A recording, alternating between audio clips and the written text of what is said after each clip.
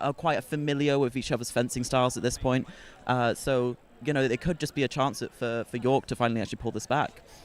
Yeah, that's definitely a possibility. That is the risk that you run into. If you're fencing opponents regularly, it can definitely get into your head.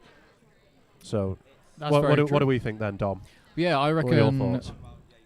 Usually, when it comes to roses, the M1s usually have quite a close match. So I think it could go either way. But M1s have had a strong team in the Premier League, though they haven't fared too well up there. The M2 seem very confident. As you said, they've won the league and they almost won the Conference Cup as well. Yep. So I reckon Lancaster M2s might be able to pull it through quite easily without competition. The W1s, I don't really know much how they've performed, but as you said, they've done 6 wins, I believe it was. Yeah. So they look like they're doing fairly well. And the women twos, I'm not sure. I'm not sure how they're cracked up this year. Yeah, I mean, we can look at this. So York twos haven't actually fenced in a league this year, but Lancaster women's twos were actually in the same league as Lancaster women's ones, and they came away with 2 wins there, which is a very difficult league. We're live on. Okay, so just had word that our TV audiences have joined us, and so we'll go through the introductions again. My name is Harry Nimbley. We've got our commentators here. My name is Dominic Durst, and I will be also commentating. And with us we have... Hi, I'm Griffin Thomas, and we're really excited to be commentating this fencing match. We've got 4 going on simultaneously, so it's going to be a little bit chaotic. We're hoping. So not a lot of wins this year, but not through a lack of talent.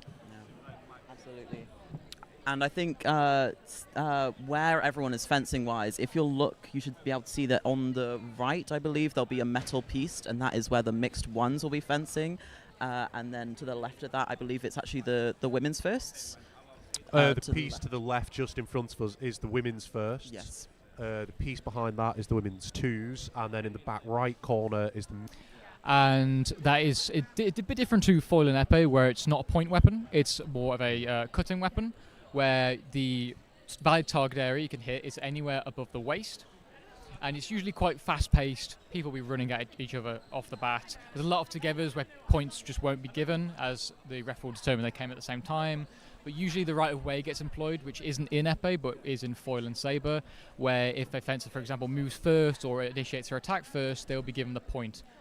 And Griff, your experience in epee? Foil. Oh, foil. That's all right. That's okay. So foil-wise, I'm not an expert in foil. However, I do know some amount of it. Like saber, it is also priority-based. So there's lots of different ways to get priority, and this is where the complexities kind of come in. But in general, if you're in charge of the movement of the piece, you kind of have priority. That's the more general way that I like to think about it, at least when I was getting started. And like epee is a point-based weapon, but the target area is not the whole body, it is just the torso area. So the torso and kind of if you imagine where a woman's swimsuit would be and up to the neck, it would be that kind of shape. So it's a bit of a mixture between the two in that sense, where it's like you need to make sure that you get on target and you get the point. So it's a bit more of a complexity in my opinion compared to the other two. My preference is saber personally, but yeah, the rules can be, and it can be very difficult to see looking on a live stream as well, so we'll try and talk through that as best as we can. So anyway, going back to predictions, just to fill people in who are watching on TV. Lancaster men's ones have been in the Premier League this year. Difficult season for them, came away with 1 win.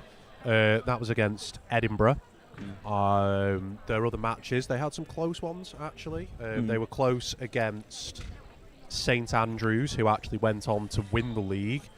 Definitely a very strong team in there. They also had a very close match against where were we? Against Warwick. There was only 7 points in that one. So then they're fencing teams with a lot of international athletes on them, people who represent their countries. So definitely nothing to sneer at there. Yeah, absolutely. And now going into the next season, next year, it's going to be actually the mixed ones and the mixed twos are going to be fencing in the same league. Yes, that's the word. Thank you. League, yeah. Because unfortunately the M1s were demoted after are doing tremendously. However, the Premier League is incredibly hard. I think we can all agree on that. And the mixed twos being brought up from their league, so now they're actually going to be fencing together and against each other eventually at some point next year. It is always fun fencing against your own team, though. Try and stick it to the team that's above you. It's always fun. Good to see where you're at competitively compared to the senior team if you're in the M2s. I imagine a bit more nervy if you're in the first team, though. Don't want to mess that one up or you might get demoted. Definitely not. It's quite interesting as the M2s have actually been in the second league for as long as I can remember, so them being promoted is kind of insane, really. It's also going to mention that it is 10 past 1 at the moment, and we were scheduled to start at 1, but as setup is taking slightly longer, it will likely be around 20 past 1. Yeah, so we should be about 10 more minutes here. I think as you can see, people warming up. It's probably a good thing to do in fencing. A lot of strain on your muscles. You don't want to pull a muscle, as I know many of us here have in the past. It's fun. Definitely. Ruins fencing a bit, but yeah, hopefully it shouldn't be too long before we get to see some action.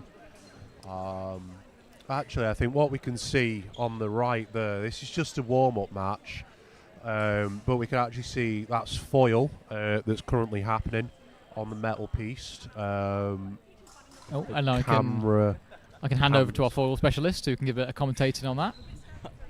I mean, we can't really see it from our... here we go, yes. So with foil, what you can see, that silver thing that you can see, that's the target area. So it basically, it's the torso and the neck. So if you look here, basically, now the person on the left has the priority because they initiated the attack first.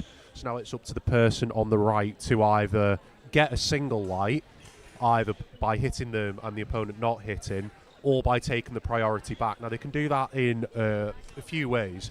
They can do that by taking a parry, which is hitting the opponent's blade, or if the person who has the priority stops and then carries on, they have actually lost the priority, so it would be the priority of the person on the right. Now, obviously, there's more complexities to it, which we can point out as they happen.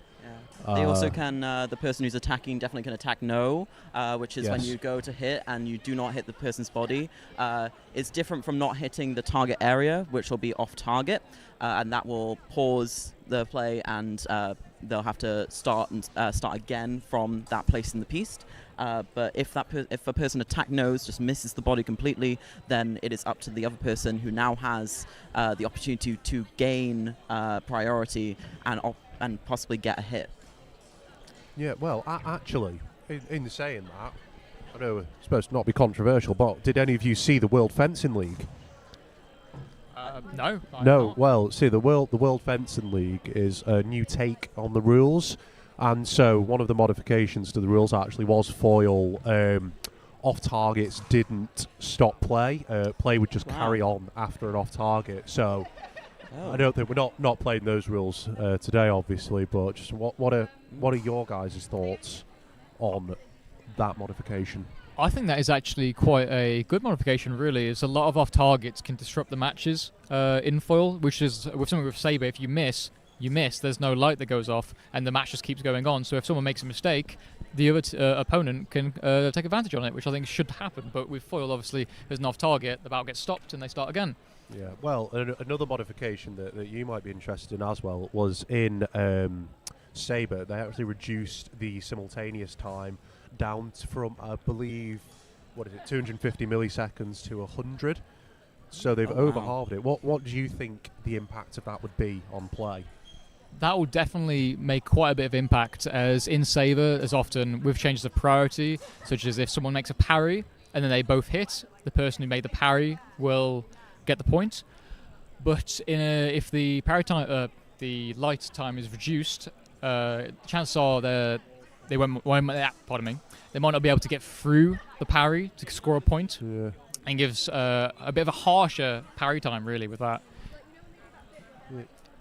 I think that I can definitely see the upsides of it in a more professional setting, in a kind of when we think about Olympics. I think when it comes to things that are just below Olympics, it definitely would make a massive difference and would, I think, change your a lot of how just a standard bout would go. Yeah. Because a bout, by the way, I don't know if we've actually said, a bout is a round of fencing, but I think it would change a lot about how people would fence, and I think it's going to change the sport a lot if that becomes regulation. Yes. And what we're doing in general. That is a good point, actually. We should probably go over the scoring system today. So each match will have 3 weapons. Each weapon is fought to a total of 45. Now, these happen in bouts of 5. So the first bout will go until 5-0, or, well, one person reaches 5, or the time runs out, but there is only time in foil and epee. There is no time in sabre. Yep. And so that will happen until the next integer of 5 is reached, and so on and so on and so on, until we get to the 45, all the time has run out. And so then, once 45 is reached, the weapon switches, and then the same thing happens again, and then whoever gets the most total points over them is the overall winner. Now, it can be a bit complicated to keep track, so I think we will do our best to keep track of what scores are happening where. We should be getting team sheets delivered to us periodically, which will have the scores and how everything is going down. Speaking of interesting news, am I looking at Max in a foil lame? Yes, I do believe he is actually double weaponing. Max, who is the mixed ones captain and the saber anchor for the mixed ones, I believe, is actually doing foil as well, which is a bit of a surprise to people who know him. He does tend to stay as a saber purist in a way. Yeah, I genuinely don't think I've ever seen him do anything that isn't saber, so this will be interesting to see how he does today. I'm sure he'll do quite well. He knows his stuff. He does know his stuff, though it will be interesting as the rules of foil and saber are quite different, and especially with target areas. As I know, when I've done foil in the past as a sabreur, I don't tend to do very well. I mean, you've done a fair bit of foil in your time as an epeist. Yeah, the transition between foil and epee is not too bad, though. The biggest issue is still going for the arms. I think that's the thing that throws me off is I'll sort of look for a parry on the inside and go up and hit the arm and then go, oh, yeah, no, that's not target area. But yeah, I imagine the difference is quite substantial going in between. Yes, so it will be quite interesting. You can see here on the left, there's some saber bouts going on between 2 York fences of practice. And as you can see, that's quite explosive with step lunges going forward. You'll see a lot of these lunges, which is your main way of attacking your opponent in fencing, which can be quite hard on the knees, which are a lot of the warm-ups have to be done there. I have actually seen one of the signs out today, which there's quite a few amusing ones, but one is knees for sale for about £20, which I think a lot of fencers would go up on that. That is a very good. That is a very competitive offer, actually. I would probably take that up. Absolutely, yeah.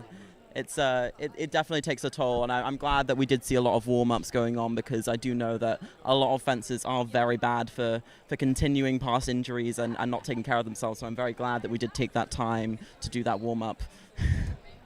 Yeah, so that's it. So hopefully we should be bringing you some fencing soon. It looks like the setup is complete. Referees are going to their piste, so hopefully very soon we will be able to bring you some action that isn't warming up. Yes, no, we do have some professional refs in as well that have internationally refed, such as Mike Thornton. Big Santa. So yeah, I'm not sure who the other one is. No, but I've definitely seen him at competitions before. Yeah, I do recognise him. He's a professional ref. They're all FIE, so the International Fencing Association, which is all very proper. Yes, so hopefully no calls that go biased at all. Well, that is one of the big controversies in fencing, is the reffing. Not so much in FA. Right, I've just been told that we are on the main radio, so I'm going to reintroduce ourselves. You're listening to the commentary for fencing. Today we have all 4 matches been commentated on. So that's mixed ones, mixed twos, women's ones, women's twos. I'm one of the hosts, Harry Nimbley, and also joining me to host is Dominic Dewhurst, and with me is... Hi, I'm Griffin Thomas, and yeah, like we've said, it's going to be four different pieces going on all at the same time. And a piece is actually the name of the area that you're allowed to stand on during this fencing going on. So if you step off of it, I believe could you lose a point? Is that correct? It is. You lose a point if you step off the back. If you step off the side, it's a halt, and you step 1 meter back. Right. So, okay. Yes, hopefully we should be able to bring you some fencing action soon. I believe the warm-ups are starting to finish. I'm not too sure how much longer that'll be. Hopefully only a few minutes. But it looks like people are doing the final preparations. Teams are getting benches out. People are getting kitted up and clipped on. So we should be able to bring you some action very soon. But yeah, so just to catch the people up on radio who've just joined us, we'll go through the scoring system. So Dom, if you want to take us through the scoring system today and how we decide the winner. Okay, so this will be team bouts. So it will be first to 45, and each member of the team will do a bout of 5 points. So it'll be, to start with, it'll be first to 5, and then it'll be first to 10, first to 15, first to 20, alternating each team member, which is 3 per weapon. Yes, 3 per weapon with 1 sub. With 1 sub, yeah.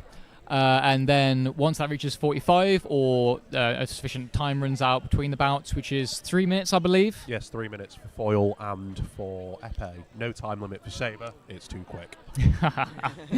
So yes, and then once they reach 45, it will move to the next weapon, and then to the final weapon, resulting in a final score of 135. Yes, 135 is the maximum you can make. That's if you get all 45 points on all 3 weapons. Usually that doesn't happen. Usually one team will maybe lose one weapon by a few points. So a winning score is going to be something in the 130s. That's how you can guarantee victory. But teams this year look to be very, very close. Starting with the women's. The women's ones for York and Lancaster were actually in the same league. So they've already faced each other twice this season. I believe both of those times, the women's ones for Lancaster came away with the victory. There was a 128 to 107 win for Lancaster the first time, and the second time around was a 131 to 121. So a relatively big score. Usually you would expect to see it maybe slightly closer if the teams were more evenly matched. But today, both teams full strength. Anything could happen.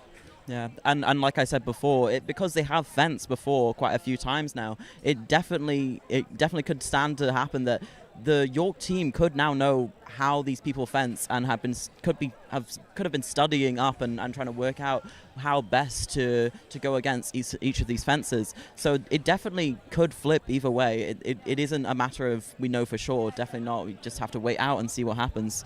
Yeah, definitely. And then for the women's twos, so York's women's twos actually haven't fenced in the Bucks League this year. So we don't have any matches for them, but the women's twos for Lancaster, who were actually in the same league as the women's ones for both Lancaster and York, when they fenced York, it was a 135 to 102 victory for York. A very good effort considering the difference in levels that they're fencing. So it's a very, very respectable scores there. And then going over to the men's twos actually won the league this year with 5 wins and 1 loss to Kiel in the league, and that was only a loss of 2 points. So a team coming into this match with a lot of confidence. The York men's twos, on the other hand, 4 wins, 4 losses, so evenly split. Some big losses though, 135 to 80 against League Ones, but then also some big wins, 128 to 99 against Durham's 40.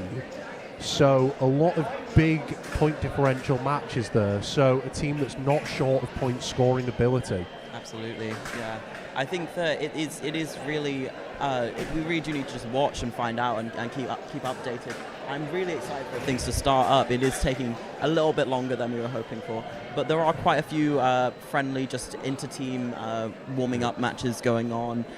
Just kind of very friendly, just nothing competitive. Don't worry, you're not missing out on anything. We'll let you know as soon as the proper fencing starts. This is more of a warm-up technique and making sure that people get warmed have their up, points. get your head in the game, make sure your point control is working out. That's sort of what you want to be doing when you're warming up. Well, that's what I'm looking for anyway. Make sure my point control's working, make sure that I'm fully stretched, not going to pull anything, and that we're ready for a good competition.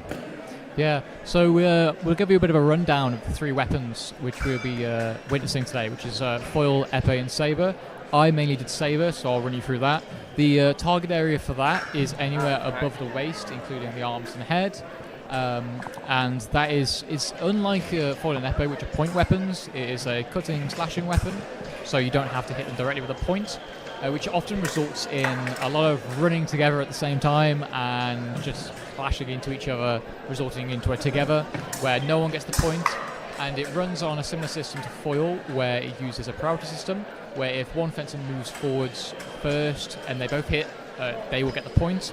Same as if they parry an attack, which is where they stop the opponent from hitting them, and then riposte, where they then hit them and get the point. They gain the point no matter if both lights go on. And also, if one person's attack begins first before another, they will gain the point. So, Nimbly, what about epee?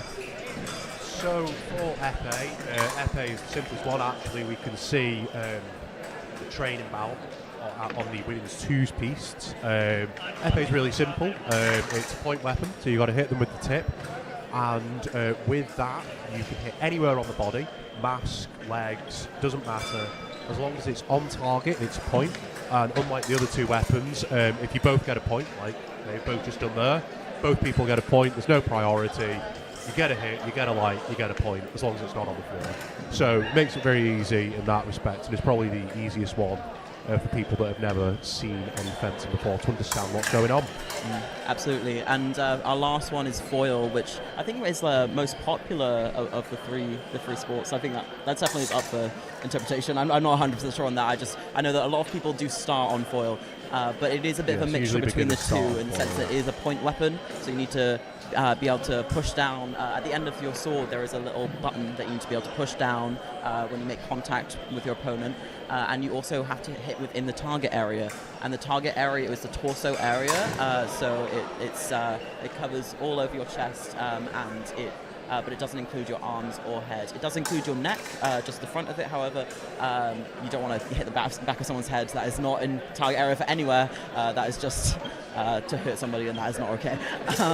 Yeah, it's there are, again, just like saber, there are different ways to get priority. You can parry, just like my friend said, and you can beat a blade.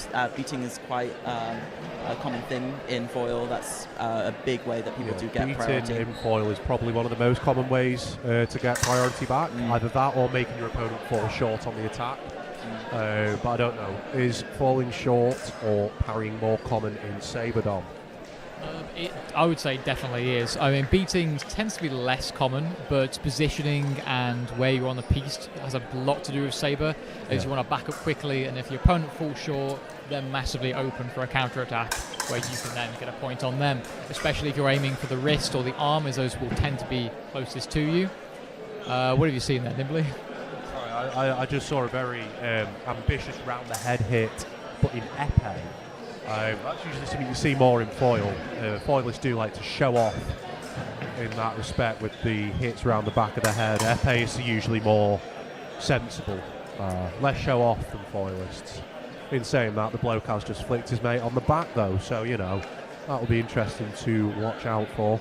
It's quite an impressive feat to do, to be fair, especially with epee. It's foil tends to be a more flimsy blade. It depends actually. If you can get very light blades in epee, which makes it easy to do. I know in one of the last matches that I was fencing in a competition in Glasgow a few weeks ago, the bloke that I was fencing, he had a very, very floppy blade, and that made it easy for him to get flicks onto the wrist.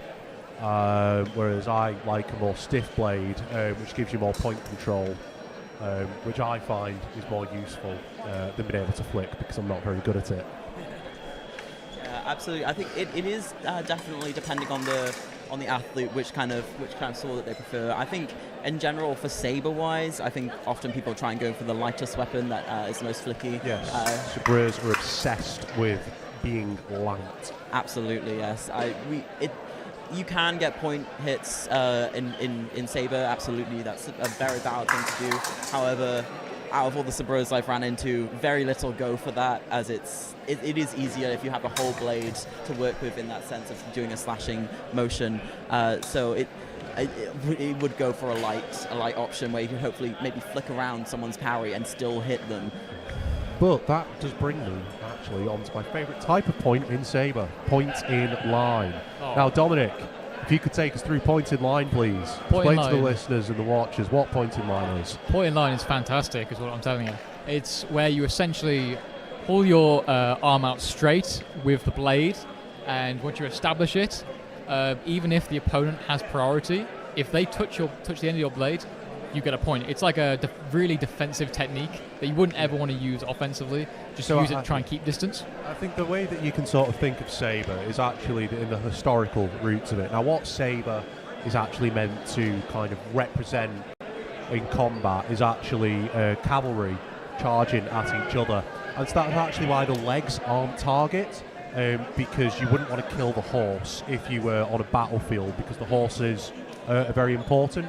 And so that's why the upper target area and the slashing part is basically meant to represent what cavalry and cavalry officers would aim to do in the battlefield.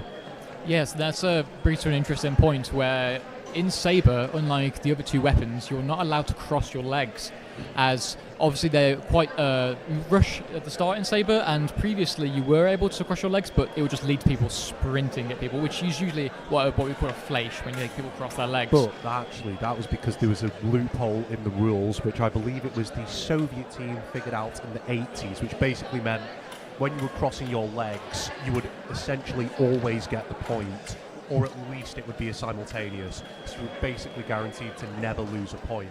And so they had to patch that little exploit. Yeah, and it also was a little bit dangerous with running straight at some of the pointy objects. There was a lot of clashes, bashes, because people were just sprinting at each other. There needs to be a bit more decorum than that. You can't just sprint at the other person like a mad bull. That's not going to get you a point. I guarantee we'll see that though in Foil and Epee. We probably will, but at least then you're trying to get out of the way. Yeah, so you try to sprint past each other with that, not directly at each other. So I don't know if you heard that there. That was the Lancaster M2s getting ready to start now.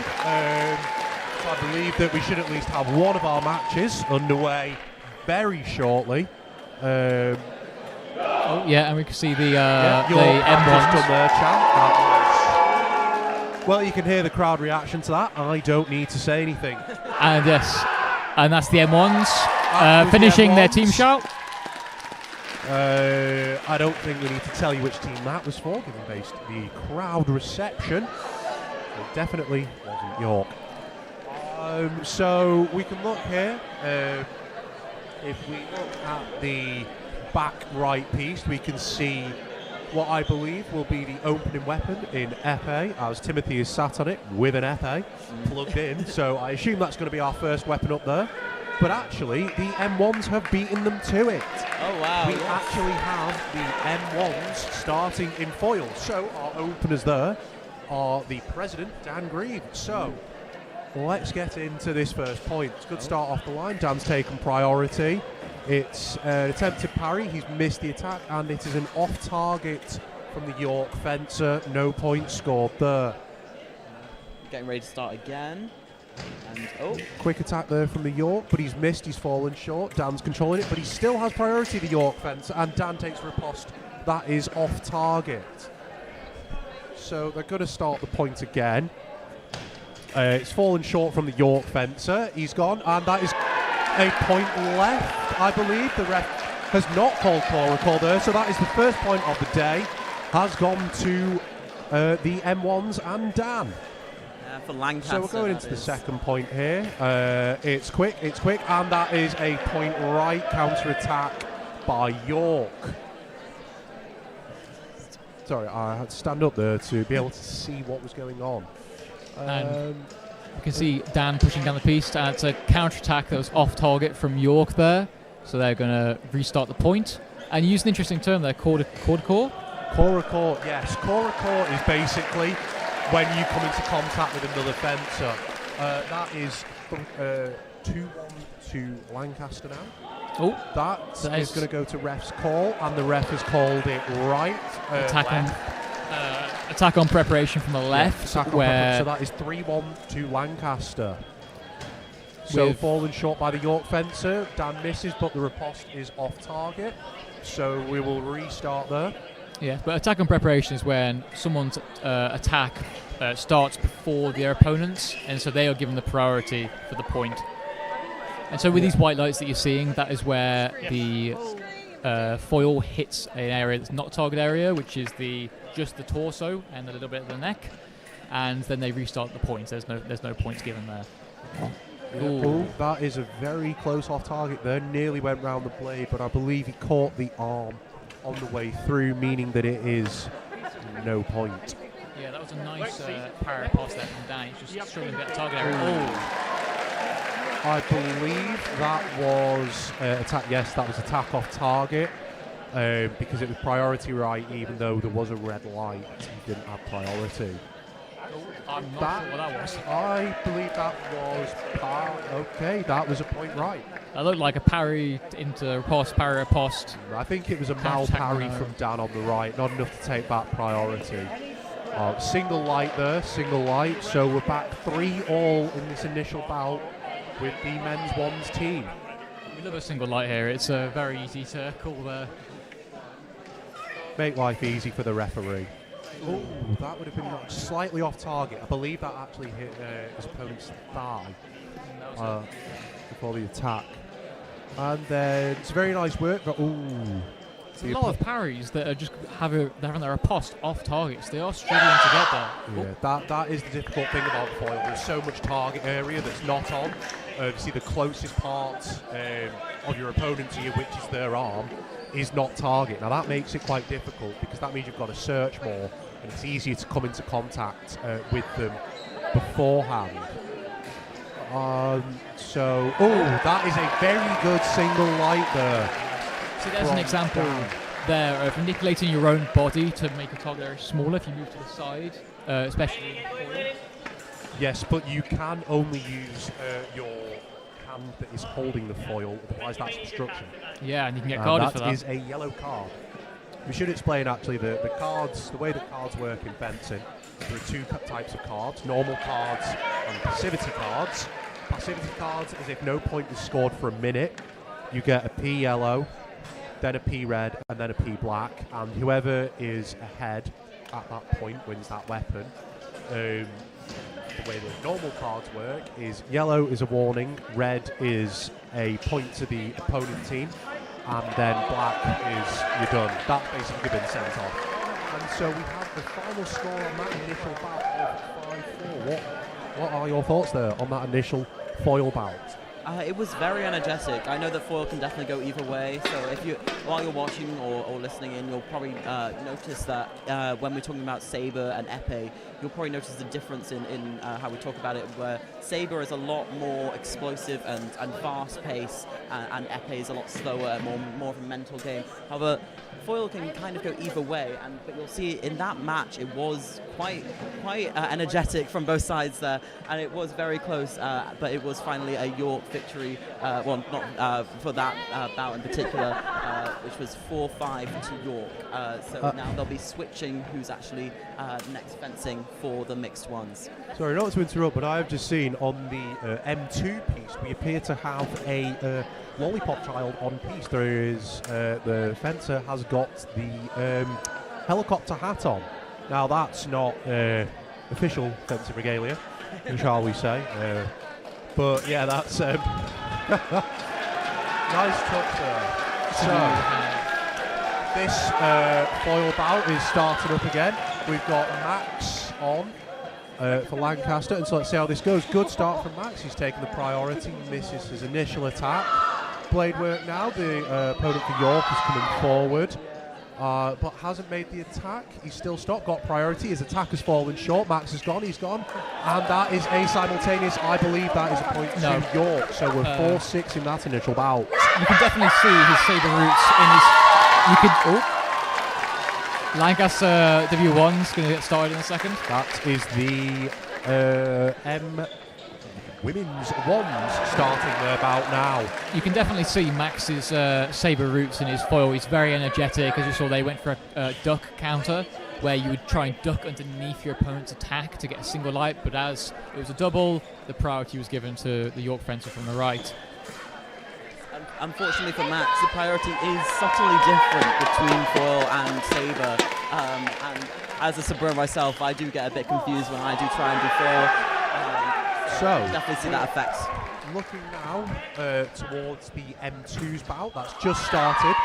That is 1-1, and they are on Epee, so the Lancaster fence there is Timothy. Just missed out there. I don't know what his footwork was doing there. But actually, I think let's go to the women's one saber happening right in front of us. Yes, we just had an absolutely beautiful power riposte from the Lancaster. Oh, and another hit from Lancaster on the left here. Yeah, it's a very explosive, just like I said. And another parry riposte. Lovely parry riposte from Ainsley. Oh, is it Ainsley? Yes, this is Ainsley. Ainsley Chan. Yes, one of my housemates actually, personally. But I'll try and stay a little bit impartial. Just missed that there. Yeah, just missed that parry riposte. Yeah, the opponent is doing very well as well. She's got so much energy coming into this, and she just got that attack on prep, I believe. Let's have a look here. It's with saber, so we're going in. Priority's been taken by the York fencer here, and attack's been parried by Ainsley. Oh, he went in attack node, missed their initial attack, to then get counter-attacked by the York fencer. So it's currently 3-5 at the end of the first bout for the W1 saber. Yeah. And if we look over to the M2s in the back, I'm not sure if we can actually see the score, but I do know that they have had their first bout, and I'm not sure exactly if we can see who's won that one. I do know famously Timothy did unfortunately get a P black in their first match of the season, but I don't know. Hopefully he's learned his lesson. That's not going to happen again. I'll just bring the attention to the M1's foil. They're currently down. It's 12 to York, 5 to Lancaster. So it seems that Max doing foil, he didn't perform particularly well.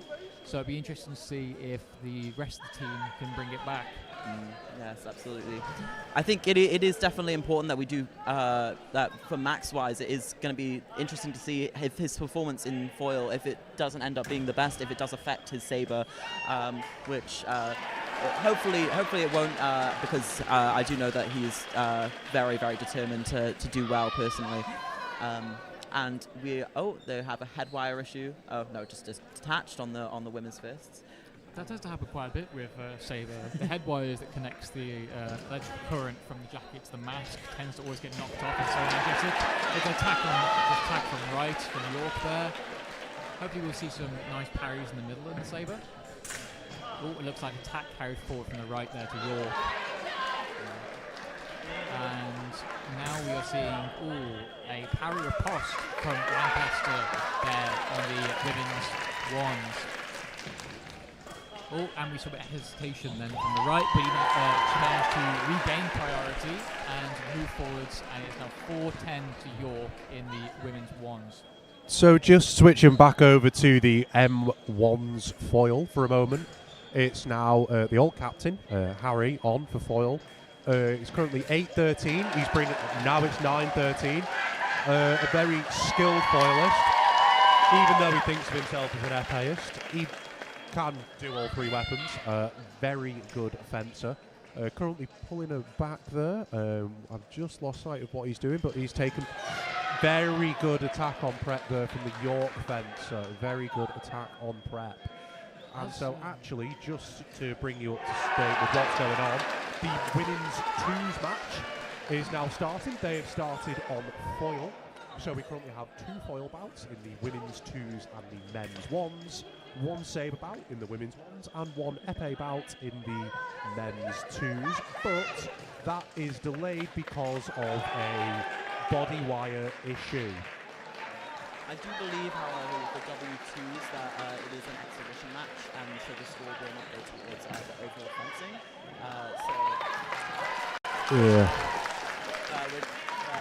Luckily, we get to watch their beautiful fencing. However, unfortunately, it will not go towards the final. Yes, that was a very good counter-attack from the York fencer on the women's ones. Yes, and it was against the Lancaster anchor, Lexi. Yeah. So very impressive. So we're currently looking at a score of 6-11 there. Currently 12-11 now. That was just a single light attack there. Going over back to what you can see on your screens here is currently the end of the M1's third bout with a score of 10-15 to York. Now, I do believe that this is probably Lancaster's weakest weapon. For the men's is the foil. Epee and sabre are the much stronger weapons. So I think for Lancaster, this is just about damage control. But Dom, I'm going to hand over to you because it is going very well for Lancaster in the sabre. Yes, currently now 10-12, a massive step up from the 6 points they had earlier. There's a lot of attacks on preparation, where I believe it's Lexi for Lancaster is getting a lot of points in the middle. So we'll see if that changes the strategy. Oh, she's lost priority there, but she goes for a parry into a counter parry for attack for the York fencer. Now, the attack on preparation from left there as Lexi extended her arm fully first, which shows that her attack was finished first. And I believe the York fencer did just go offline a little bit too early there, so they had to restart. However, they did just start up again, and York has gotten their point. Yes. But yeah, so you need to make sure that you do not get off the line too fast. Very good point there. Very quick off the line from Lexi. It's currently 13-14 in this bout. And, very good point. It is now currently 14 all. This is very close. Very good stuff here early on. Just lost out on that. Unlucky there. She missed the parry there, but bringing it back to a 1-point difference is an insanely good result, and will definitely bring back Lancaster's resolve against York. Yeah, no, that was very good. That from sort of way off position. I believe it was about 13-7, 13-8 at one point. Very, very good effort to dig in there and bring it back. Yeah, going back from 10-6, I believe, when it started, is a very good improvement. I can't quite see the score for the M1s currently, but it seems it's 11-16. It's currently 11-16 to York in that. Max is on his second bout. So York has still got a 5-point lead in foil for the M1s. And just to bring you the score on the M2's Epee, it is currently 10-6 to York in that respect. I believe Epee might be the M2's weakest weapon. Really? That is a change up from my time when Epee was consistently the strongest weapon. So it's a bit of an interesting change there, but times change. I do believe Lancaster. Sorry, I do believe Lancaster we have quite a lack of interest in Epee of recent. I think honestly at the moment that is devastating. That is devastating. Yeah, any listeners wanting to get into fencing, do Epee. No point doing the other weapons. The other ones break all the time, and they're difficult to understand. Saber's better. Yeah, at the moment there is a lot more interest in sabre from in Lancaster at least. That definitely is reflected in the teams by who's actually on them. But definitely everyone's doing very well, and you can see some great fencing going on. Yeah, so just looking at the scores there in the foil match, we've actually gone to 13-17. Now Max has just got a very nice point, taking priority. So we're starting here, and we're going back, and I just lost sight of what's happened. Max's attack fell short, and the York fence was able to easily counter-attack that point. Just filling you back in on the women's sabre. That has just finished the 4th bout at 14-20. So not a good bout there for Lancaster. But the good thing about sabre is there's no time. So if you have a particularly strong sabre, it is very easy to bring back points. So not too much of a concern there. And then we go back to the men's foil. And that is a very nice lunge off the line there from Max, bringing it to 14-19. So, like I said before, this is Lancaster's weakest weapon. So every point that they can get back makes it just that bit easier when it comes to their stronger weapons of epee and sabre. Yes, the York W1's fence had a very, very strong bout there and has brought back their lead that Lancaster had regained previously. Looking over at the W2s, it seems that in foil they currently have a 7-point lead with 8 to Lancaster and 1 to York. We'll see if they can continue that strong. And I can't quite see the score for the M2s currently. But I think they're having more grounding. They're having more grounding issues currently. Basically, grounding is basically the piece is at the same potential difference to the weapon. So if you hit the floor, it doesn't go off. That can be a bit tricky. Sometimes it's a bit temperamental. There's a lovely point there from the York fencer. Has just got around the parry. There again. Oh, it's attack and preparation there for the Lancaster fencer. Very nice point from Ainsley there, bringing it back to 17-21. Now going in, that's definitely very quick off the line from there. Point again. Preparation from Lancaster again there in sabre for the W1s. There again. It almost didn't seem like it hit there, but Ainsley very quick off the line here, much quicker than her opponent, taking all of those points. That is what I mean when I say if you have a good fencer, they can. Oh my God! Did you see that? Did you see that parry riposte? Lovely catch of the blade and take it round to draw it back up to 21 all. Yeah. Very exciting stuff here, folks. Yeah, 1 point lost there. No shame in that whatsoever. I believe that was, 6 points in a row from Ainsley there? Yeah, absolutely beautiful work. Just like before. Another point for Ainsley. She's got a very light hand when she needs it, and that's how she just got that point when it seemed like she wasn't going to. I know that she knew she had that. There is a point for York now. That they are doing so good. Fell slightly short there. That was a lovely counter-attack from York. This fencer from York is very defensive with how they're fencing. They're not quite going in the middle, but usually try to use their reach. If we go back, there we go. It's a preparation on left there for Ainsley. Ooh, very good point. With her having a very good lunge off the line. Oh, and Ainsley's halted, and they're going to restart the bout. Again, the York fencers going back defensively. Ainsley fell short. Pushing forwards, and there we go. In line. Use the strategy against the York fencer with a counter attack. That was splendid.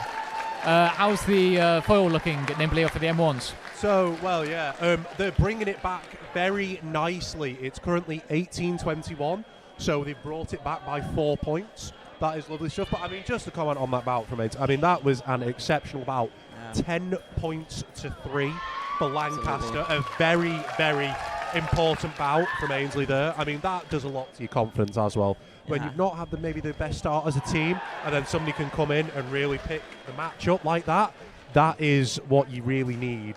And that is what Ainsley has done. And so as we go into Lexi's bout for what will be the 6th bout in sabre for the women's ones, that puts them in a very, very strong place. Yeah, absolutely. And I think you can see that Ainsley's actually talking to the captain, Lexi, talking through maybe some strategy coming into this bout, maybe talking through what she experienced when she had a bout against this person. And this is exactly what I was saying about how you really do gain a lot of knowledge when you do fence somebody for the first time after you fence them for the first time. That's a good point, actually, because everyone fences everyone in a team bout.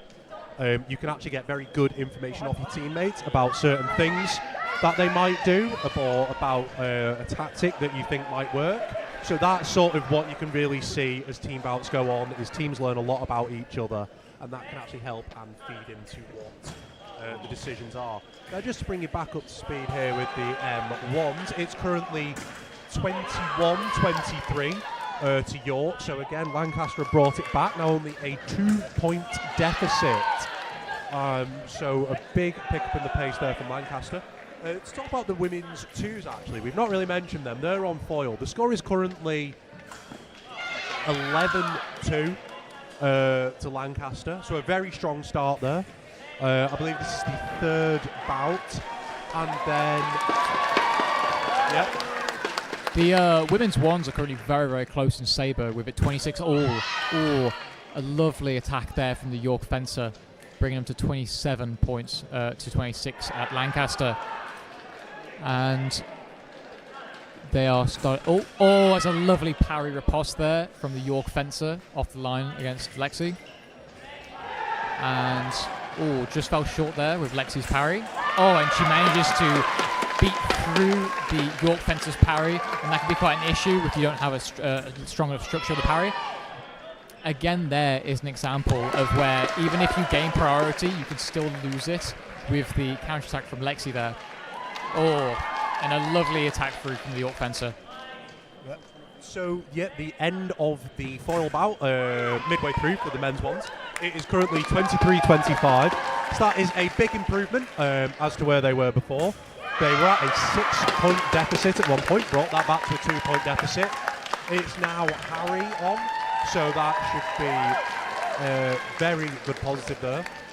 And I believe the score in the M2s for Epee is 15-13 to York. So, very good stuff there. The women's ones, they just finished that bout in Sabre with a Lancaster lead now, with it being 30-29. Not a very big lead, only 1 point, but that can make all the difference towards the end. So it's quite a high-pressure bout, but they have managed to bring it back from the loss that was previously. It does seem that the women's twos have quite a substantial lead, but maybe having some issues with their equipment as the bout has paused. Yes, and on piece we've got, we're just coming off piece, I believe, is Finley Noble, who I believe this is her last year in the club, who has made a massive impact on the Lancaster Fencing Club, if I do say so myself. She's a figure point of our club, so very sad to lose her. Over on the mixed twos front, we do still have Epee going on. I see that it is somewhat close. We have the York advancing, I believe, and a point to Lancaster. Unfortunately, the mixed twos are the furthest away from us, so it is very hard to be able to observe what's going on over there. But now we have in the W1s, it's just up to 31-30, and they're going, and that is an attack two? Attack no. Attack no. Yeah, attack no, attack two to Lancaster. So it's which means that they did not hit on the body or maybe the person at all.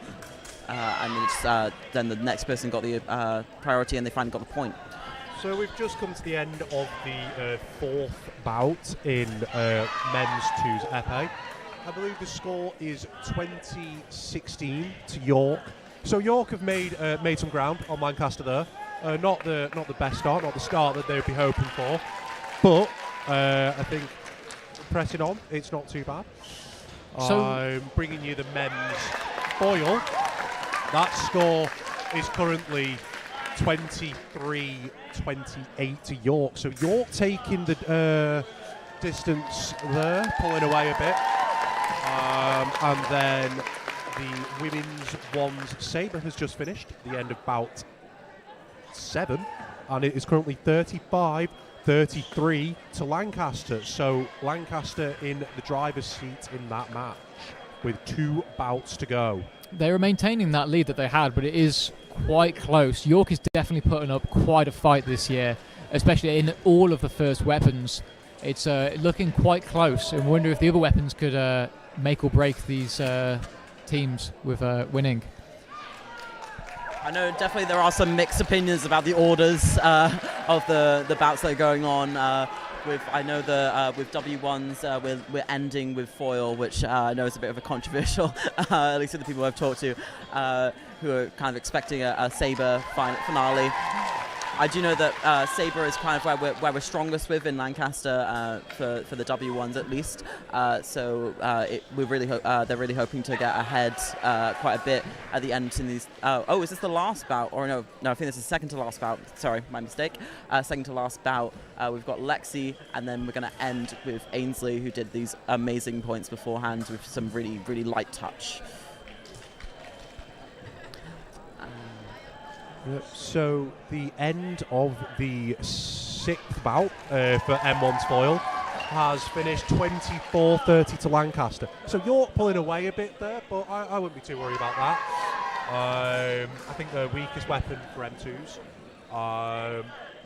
So not a lot of issues there. The women's ones for Sabre, York has brought it back to be neck and neck.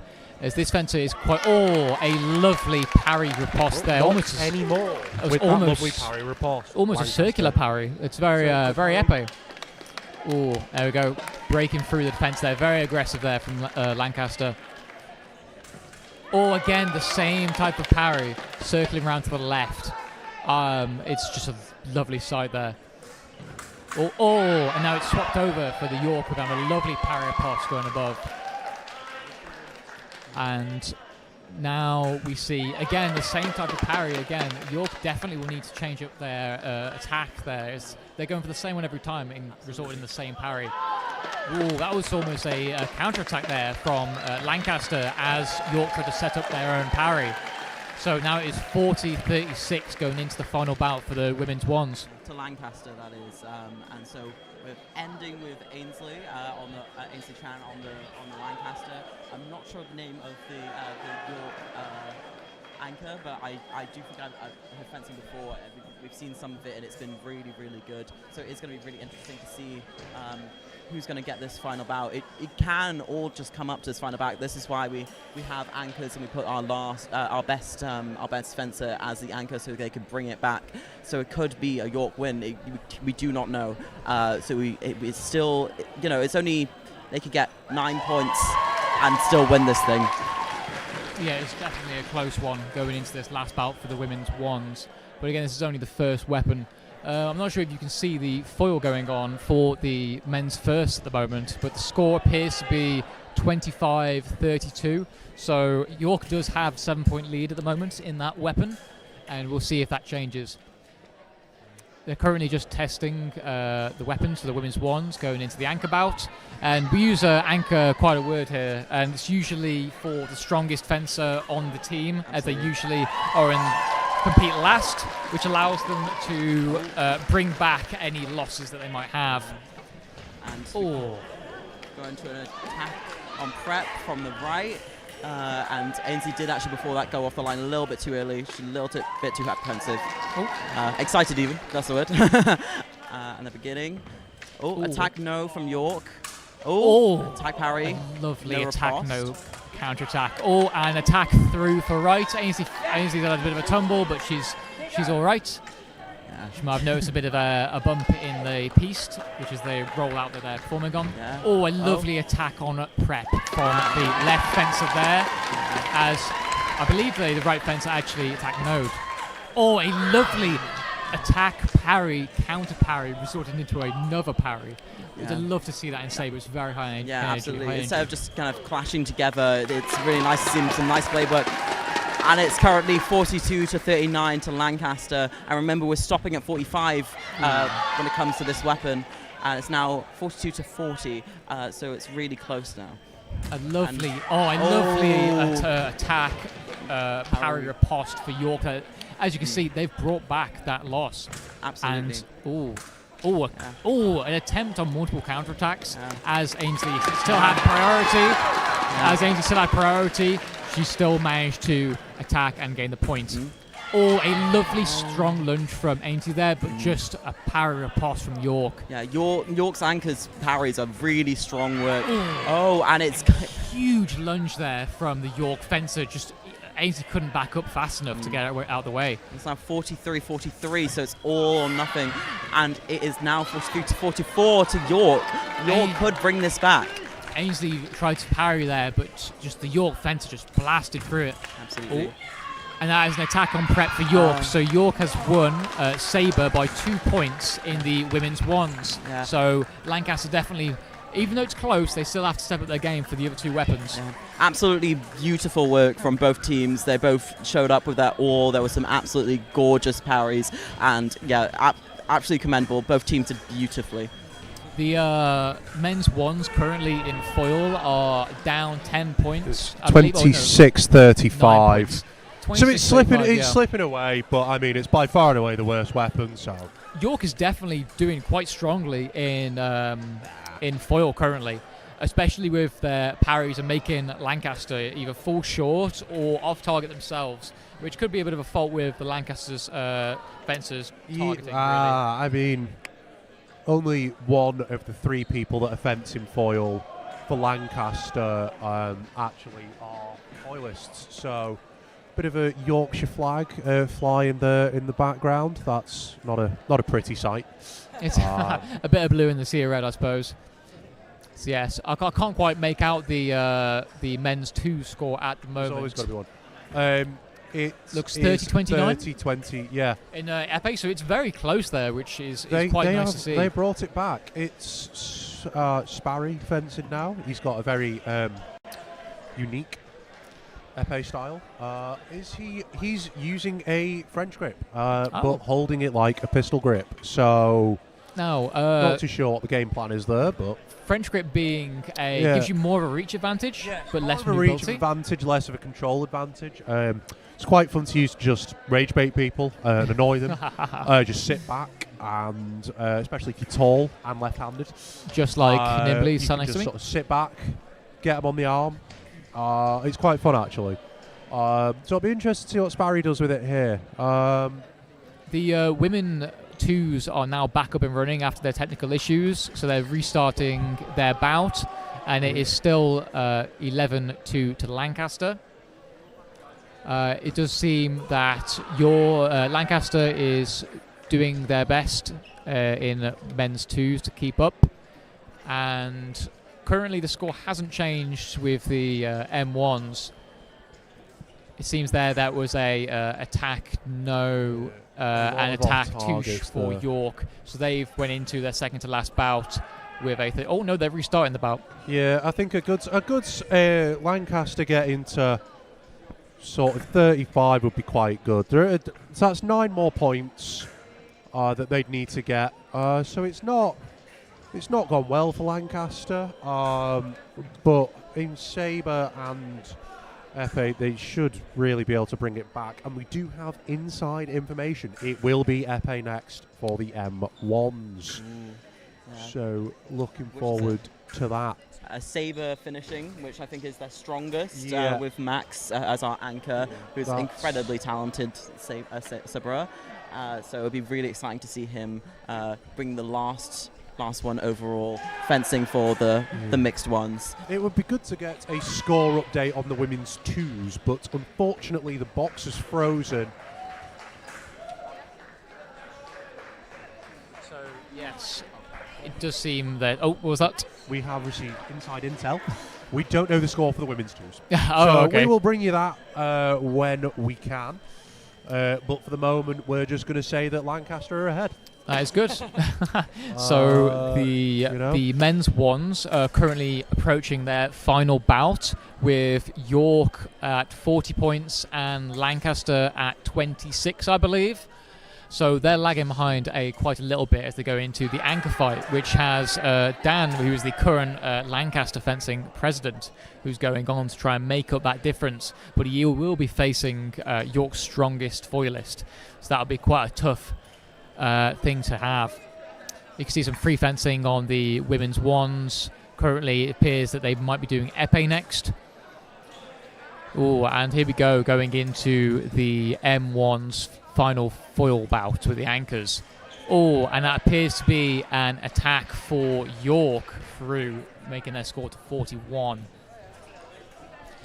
And Dan pushing down the piste. A lot of parry action there with an off target from York there. So there we go.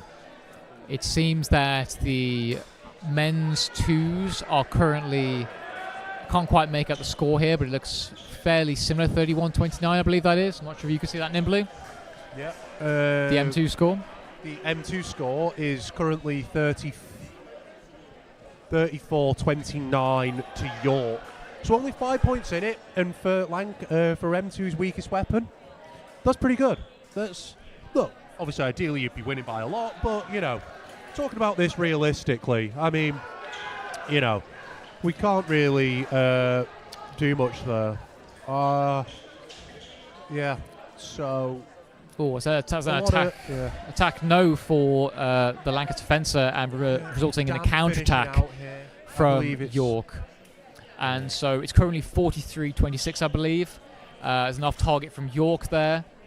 So they only need 2 more points to win foil by quite a margin. Yeah, so that's quite it's tough. very disappointing for the M1s that. You'd expect them to have The Lancaster M1s. maybe got a few more on. Every point that they can get now just makes their lives that little bit easier. The ref called that. When it comes to the Sabre and Epee. So this is just a lot of damage limitation here at the moment. The bit of an argument there. It is an attack no from Lancaster there, an attack touche from York. So York has won foil for the M1s. I believe 27-45 to York, which is a very, very nicely to have in the first weapon. So Lancaster will definitely be playing catch-up there. Flag again. Dom, I will give you £5 if you go and take it. I'm not sure I can do that. But as long as it's over there. keep it far away from us over here. It seems. Now, I believe as Harry and Max are double and triple weaponing, they might be quite tired as they go through the other weapons. Harry is not triple weaponing. Oh, is he Harry not? is not doing Sabre. No, Astrid is doing Sabre in place of him. That would definitely help. Yeah, that should take the workload off, definitely, because triple weaponing is difficult. But to be honest, if anyone's got the pace for it, it probably is Harry. He's a strapping young lad. He's definitely got the endurance with it, yes. He's got the endurance, yeah. And, no, that man can go. That's quite a change-up, as I know Astrid was predominantly on the M2s this year, doing Sabre for them. So being brought up and bringing Harry down, because Harry himself is a very good sabreur, so it's a surprise that he's not doing it himself at Roses. But I suppose, again, the tiredness might take a toll, especially with it lasting a fair few hours, these bouts. Still technical issues on the women's twos, I believe. The box has frozen, so we won't be able to update the score on there. We can go and get you a score update there after the bout is finished. I believe this will be the last bout. I think this is the 3rd time I've seen Finn go on, and I assume that she anchors the foil.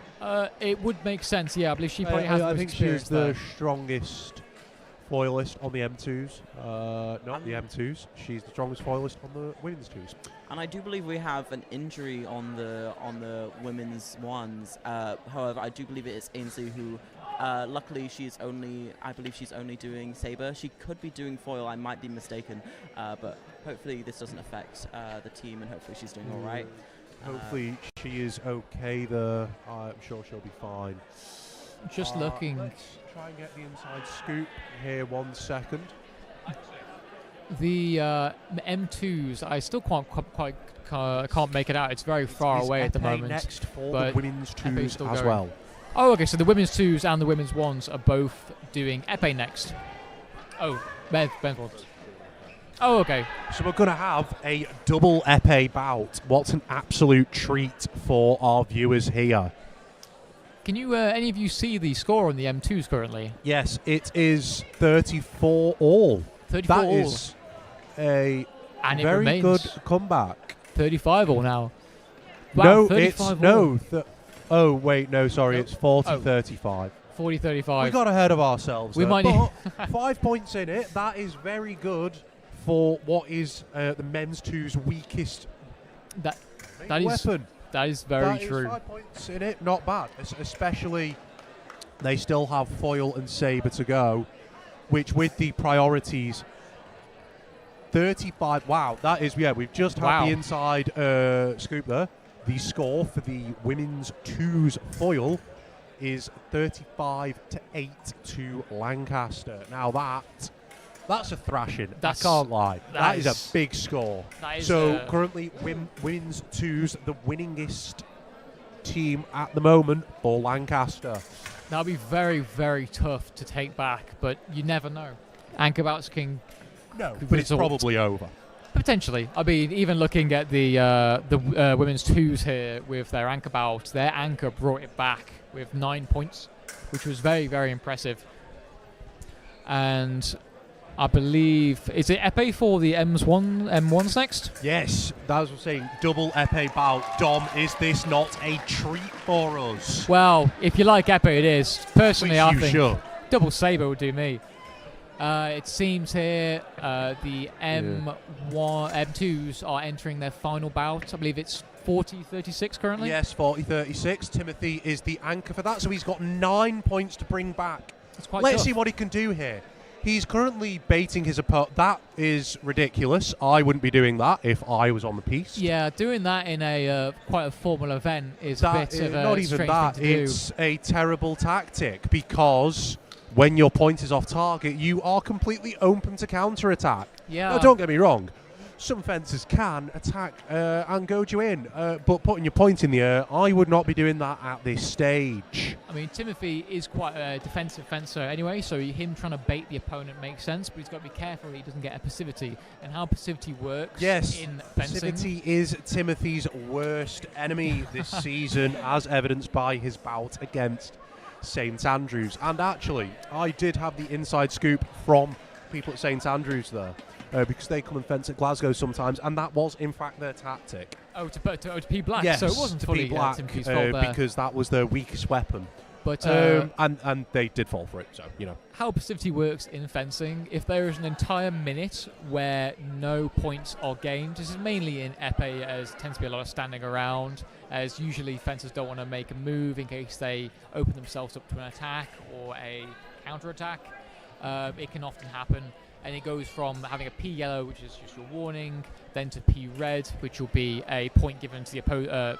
I think a point is then given to both, or I believe it is a point to both sides, at least in Epee. It must be the same in foil, surely. Foil and Epee rules work the same. No passivity in saber because it's not possible. Timothy has just taken a point back there, so we're currently on 41-37. Yeah, so points deficit of 4, which can be easily made up, as evidenced by the women's ones here with their saber. Ainsley is still down, but is laughing and smiling. Yeah, so hopefully she's fine there. I have found out that unfortunately it was her ankle has a previous injury on just from training in general and working quite hard, and unfortunately I think when she fell down, which we did say, she did hurt that again, but it does seem like she seems to be in quite high spirits now, which is good. And sorry to interrupt there, but that was a very good circular ceased parry from Timothy there to ensure the single light. Now that is the real sort of issue with Epee, is it's not great for building points up because of doubles. So that makes it very difficult to build a big points lead in Epee. Yes. Especially if one team is winning in the point difference, because then if they just keep trying to go for doubles, they'll eventually win, and it won't really matter at that point because there is no priority. Yeah. Yeah, exactly. So still a lot more fencing to go here, folks. We've still got 2 weapons each, with the final weapons for all of them coming to the end. I believe we're getting to the end of the women's twos bout. It'd be good if we could get a score update from there, but I don't think we need it. I don't think we need it. I think it seems like Lancaster. Very nice fencing there. Very nice fencing. Lancaster was very ahead there, like around 30 points ahead. That would be very difficult for the York W2s to make up. I believe that York have just won the M2's foil. Have they? 40. I believe that says 42-39. So I think it went to time. It must have if they've stopped fencing there. We'll try and get somebody over here. This is a very good start for York. That's all 3 bouts have all three of the first weapons have actually gone to York, which it definitely can be pulled back by Lancaster, but I'm sure that York is in high spirits. Very few points in it, especially for the M2s and the women's ones. M1s have got a bit of a task on their hand. I'm not going to lie, there's a bit of a task, but they can do it. They have a very strong Epee lineup in Harry, Joe, and I actually don't know who the third person is. Oh, B. That is Beatrix. I can't remember. McVelia. Beatrix McVelia. That is our triple lineup. I mean, Harry, a very good fencer. Yeah. Fences at international competitions. I don't know how many points he gets, but he does go to them, which is more than I can say. And Beatrix McVelia she's actually going to be the mixed ones captain at the start of next year. So I'm very excited to see her fence, which I don't think I've actually been able to see too much of her fencing, specifically Epee. So that's going to be very exciting. So it looks like the women's ones and the men's ones are about to get underway here in the Epee bouts.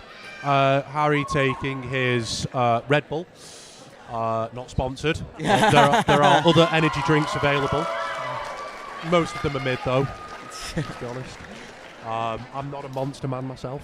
Yeah, I do believe that most of the fencers here are hooked on at least one energy drink there. Yeah. My caffeine source is coffee. I'm refined. Very traditional. I actually like burning myself on a nice hot espresso. Very fair. Very Italian in the summer heat. So a lot of bouts to come. Stay with us, folks. Slightly off topic here, but what's your favourite coffee, Nimbly? Ooh. Well, how do I take my coffee, or where are my favourite beans? Oh, definitely just how you take it. Well, it depends. If I'm just going for the taste of the beans, you can't beat an espresso. I love a good espresso, but if I'm looking to sit down, really enjoy myself, I'll take a latte. I think a latte, nice milk, a bit better than an Americano. I think latte is definitely the slow drink of coffee for me. I believe, is that the M2 Sabre started now? No, that's the warm-up. It's a warm-up, okay. Or no. No, it's been reffed. It looks like... It has started. What is the... Is it it's 1-1? Okay. Oh, well, we've missed that. Damn, Dave got going really quick there. So quicker than the FA for both teams. So M2's really cracking on with it there. 2-1 to Lancaster currently. Oh, a nice tack there. That was 2 fall shorts, and I don't really know what else happened. They both stopped, and then York just took advantage of it. Yeah. Resulting in an attack where, a nice, I believe that was a parry post there. And moving forward now. Bit of a beat. Oh, York there had a lovely hit there. No, that was Lancaster on the right. He had a lovely hit, but it was parried. So it's not a lovely hit then. Attempt. Yeah. So the opening point of the women's ones Epee goes to Lancaster. Very good point there from Lexi, very controlled. Moot just moving down the piece, keeping pressure on her opponent, making sure that she is fencing the way that she wants to fence. I think that is the most important thing in fencing Epee, is fencing how you want to fence. Don't let your opponent do what they want to do. Very nice parry taken by her opponent there, though, as she's got in for the attack. And I believe this is Lexi up for Lancaster, she is triple weaponing then, I believe, because we've now she's doing all 3, which is very impressive. She is and hopefully need a Red Bull, not sponsored. Yeah, hopefully she's going to be able to carry her energy all the way through, and she's the captain on top of that, so she's really got her hands full. Yeah, and another single light. Yes. But just to catch up on the score for the men's ones, that is currently 2-3 to York. So difficult initial bout there for Harry, but that was a very good attack from him there to bring it back to 3-all. I think one thing that we've got to point out here for Harry is he has a very big height disadvantage in Epee, which is difficult, but he does use his skill and technical ability, shall we say, to overcome this, and that is why he's able to easily compete with opponents who are over a foot bigger than him.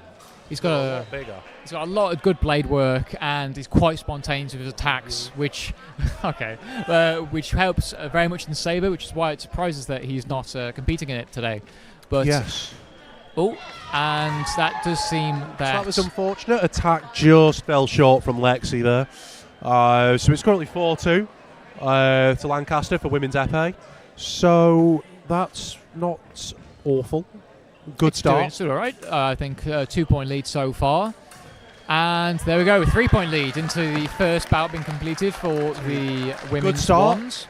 Very good start from Lexi there. That's a start that you want. You always want a good start, I think. Settle the nerves, get you into it, get some points on the board, and keep that pressure on your opponent. Yeah, that can definitely improve the morale of the team as well if you start winning, as starting on the back foot can be quite frustrating and can lead to mistakes, especially if it gets to quite a big gap. Yeah, so I think just to bring you the end of the first bout there for the M1s, it was 5 all. It ended 5 all. So all square in Epee with McVelia up. That was a double hit there. A lot of very uncontrolled fencing there. Was that a flash there? It was. I don't know what there's no technical name for what that was. That was just two people throwing themselves at each other. Well, that's Astrid's motto, though. That is, yeah. She's a very, very unconventional fencer, I would say, especially in Saber, as they tend to do things that are quite wacky, but you're not expecting them, so they tend to work. Looking at Saber for the M2s, the score looks to be 10 to York. Is it 9 to Lancaster there? I'm trying to make that out. I can't really see. I believe it is 10 to York, so they are winning. It could be 6 to Lancaster. It's a bit far away. The women's firsts are now beginning their second bout in Epee with a 3-point lead for Lancaster. Usually quite slow Epee. Tends to be a lot of just waiting around, sitting, and finally taking advantage once you feel prepared for it. Like there, Lancaster waited for York to make an attack, and once they were left open, easily hit them on the arm. And looking over at the M1s, Lancaster is currently down by 4 points going into the third bout for the M1s in Epee. It's 6-10 to York. Oh, that was a nice hit on the hand there for the York fencer in the W1s. Not sure what the weapon next will be for the women 2s.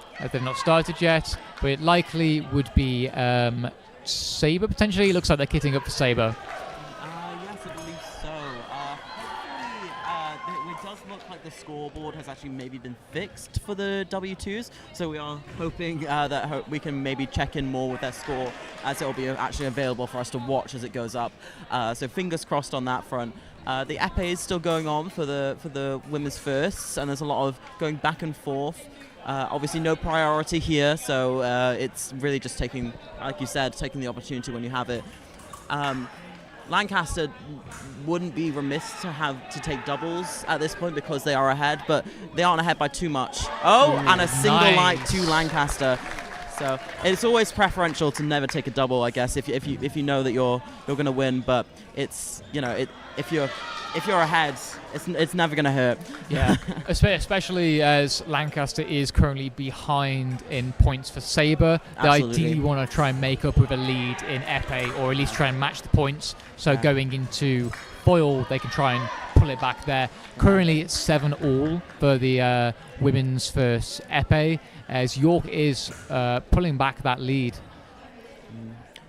And a double there. So both, if you get a light in Epee, as long as it didn't hit the floor, you get a point. So there's no priority in Epee. So it's quite simple to ref, really, which is quite a treat to commentate. Absolutely, yeah. It's not too dramaful, but when it's explosive, it is explosive. So getting a lot of doubles there currently for the women's first in Epee. Yeah, we're at 9-9, and definitely Lancaster does want to make up those 2 points they're behind on from the Sabre, but it's definitely, you know, to be like, they're now increased by 10-9 to Lancaster, so they are now slightly ahead. So hopefully they're going to keep hold of that. Now they switch over to a different person. Currently, the M1s for Epee, it's currently looking like it's 6-12 to York. Oh, they just went up to 7-13, I believe. So, oh no, the point got disallowed there. It's looking like it's quite rough for Lancaster at the moment, as they're struggling to make up the lead that York has got. For example, they got a double there, which that does not help Lancaster in the slightest. Yeah, definitely as not. It just improves. It just keeps York's current lead going. Yeah, like I said, if you're ahead, then a double doesn't hurt. But if you're behind, you really want to avoid that. If you're doing Epee, it really is a matter of trying to keep increasing your score, otherwise you're going to get behind way too fast. A lovely stop hit there from the York fencer. But a stop hit being once you hit your opponent, they have a very small amount of time to then hit you to get the light on, and if they aren't able to do that in that time, it's a stop it, because you've stopped them from getting their hit in. Oh, some good terminology. I didn't know that. That's great. Going to be using that one. Alright, so looking to the fourth bout, it is 15 to York and 7 to Lancaster in the M1s for Epee. So it's definitely quite a tough lead to go into as a Lancaster fencer there. And this is Beatrix McVeely, I believe. Yes, she's taking the piece for Lancaster. So hopefully she can make some difference to the score. I know that there's got to be a lot of things going around in her head, hoping that she's going to bring it back. It is a lot of pressure for sure. Oh yes, the pressure when you're behind on points, especially when it's such a high stress environment like Roses. Roses, exactly. Yeah.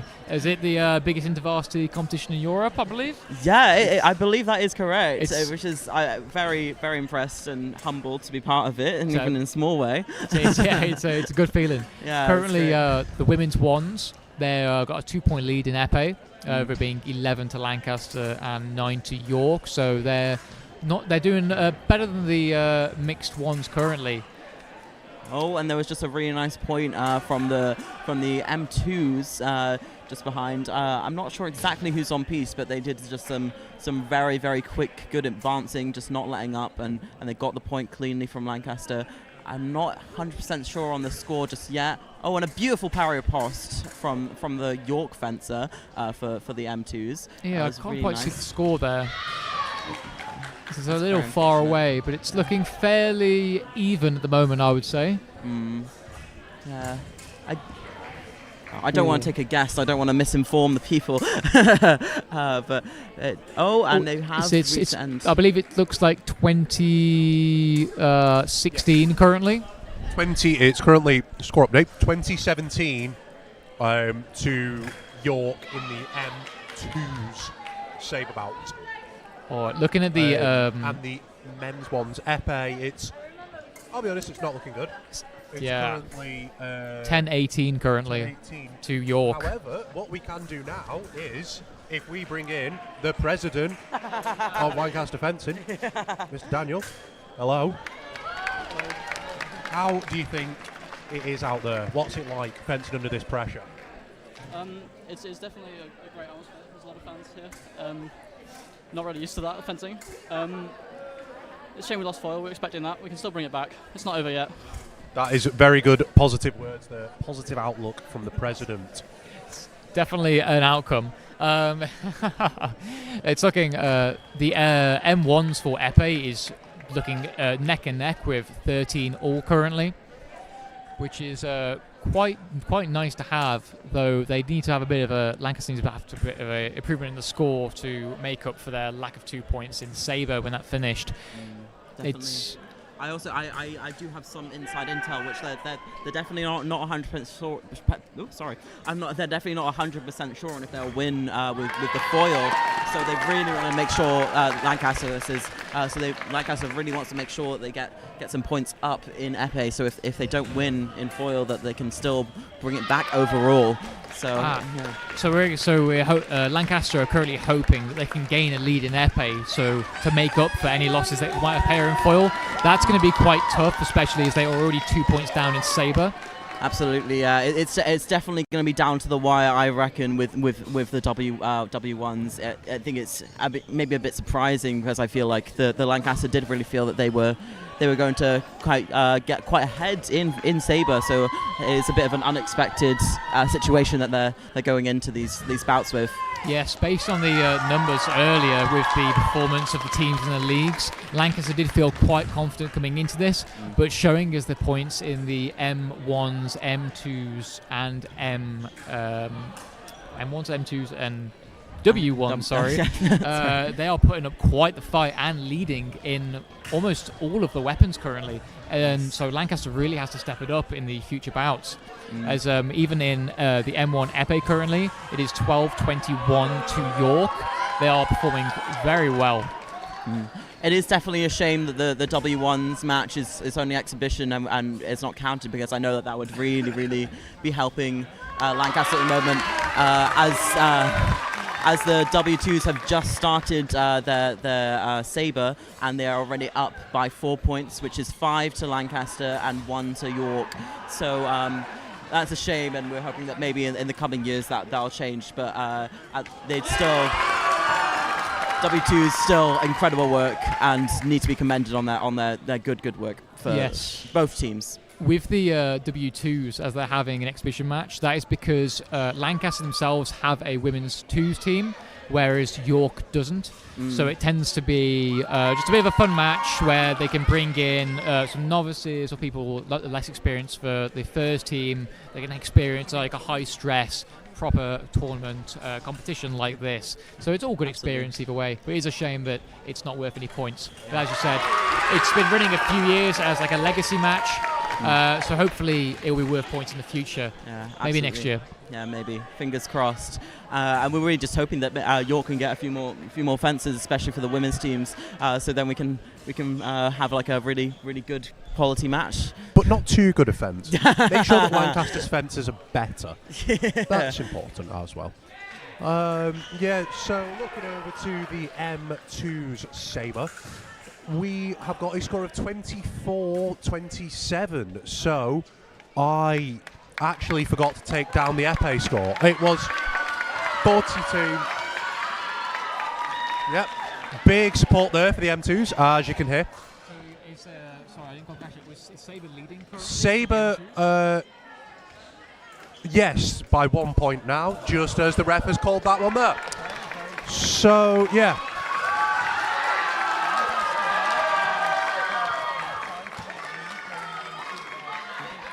Yep. That's quite a nice pullback, especially that might make up for the Sabre lack of 2 points there when they ended.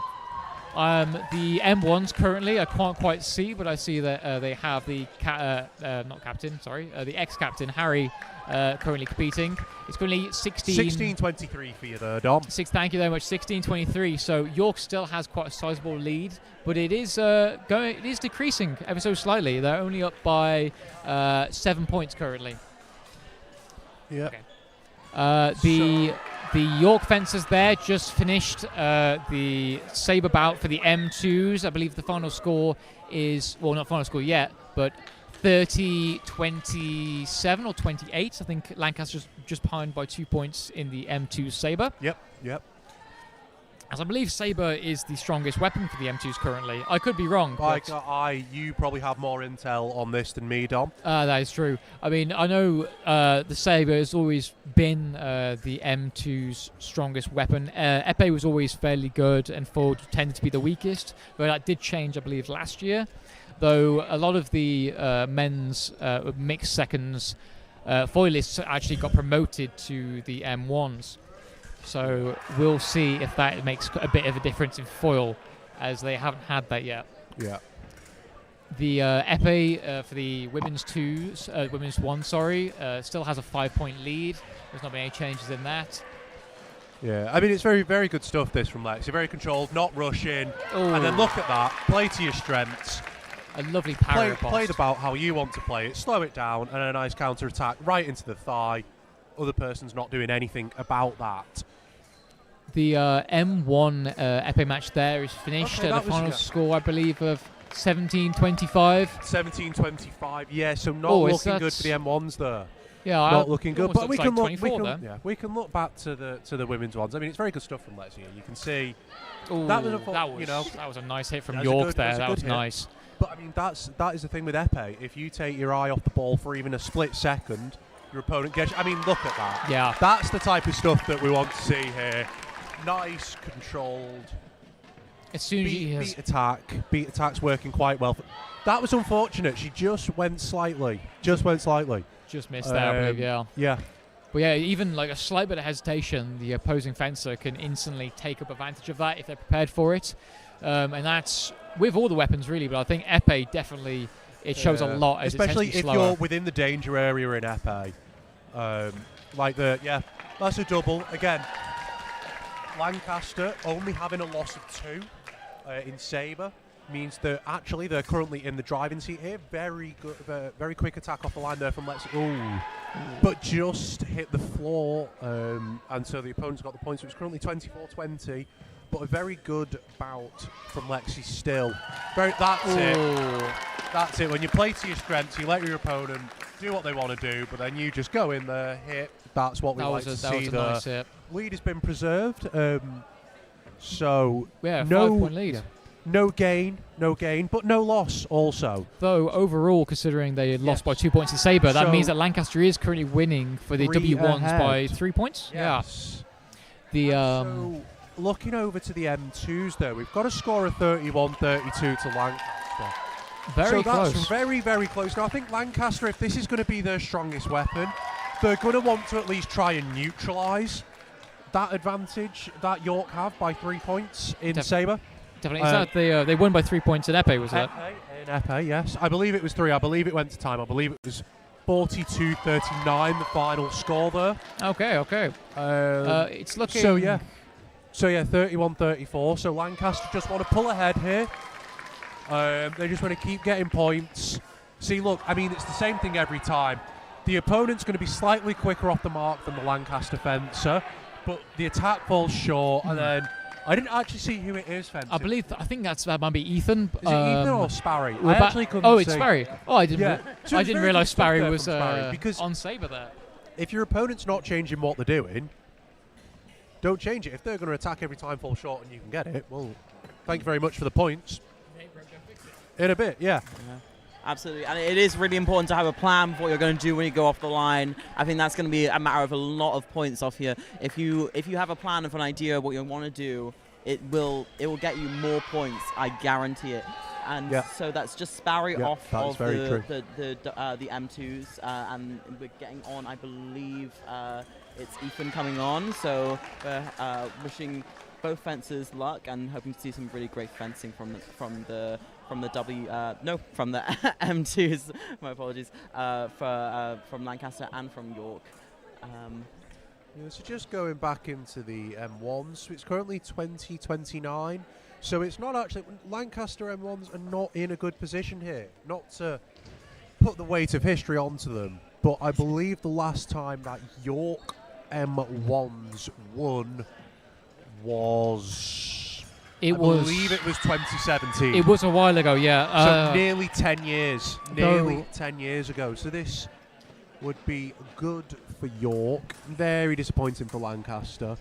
It's even in previous years. But it seems that Timothy, instead of getting points in Epee by hitting the opponents, is beating people with the... I actually don't even know what you call them. The inflatable sticks. Inflatable sticks, I suppose. But the M1's matches usually for Roses have always been quite close. It's usually determined by foil. But that was when we had Joseph Hicks, usually was the anchor, who performed quite well with the previous. I believe it was Sam, which was last year, who did quite well. But as they're not competing in foil, it's definitely hurt them as they did lose foil. I can't remember how much by. Just to bring you in, sorry, for the end of the sixth bout there for the women's Epee. A bit of a difficult bout.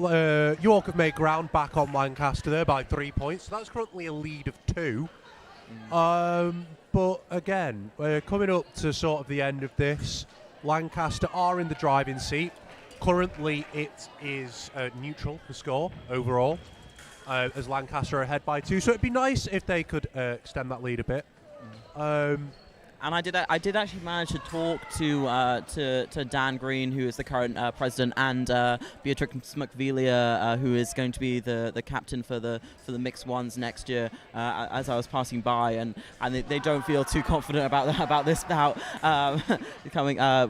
Just this weapon, I think, and maybe their whole team in general. I'm not 100% sure, but I'm really hoping that they'll get that team spirit, because even if the Lancaster, it's not a Lancaster win, I'm really hoping that we'll just keep the team spirit, and it's just a great opportunity to be able to fence here, and I'm really hoping they keep that happiness and excitement. So, coming in here for the men's sabre, I believe Ethan thought that he had a hit there, but it's actually currently 37-39, so slightly unfortunate with that there, actually.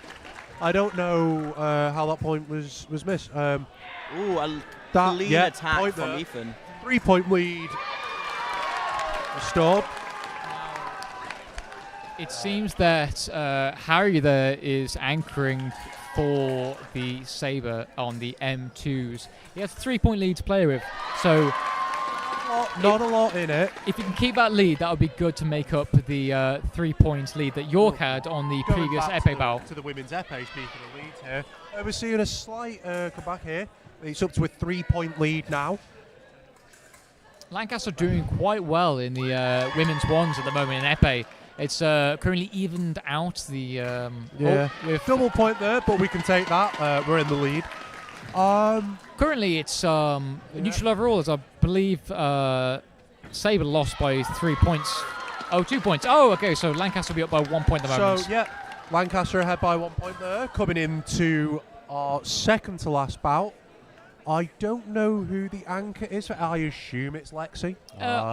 It might be Lexi, yeah. So the anchor bout for Sabres, about to start for the men's mixed twos currently. I completely forgot that.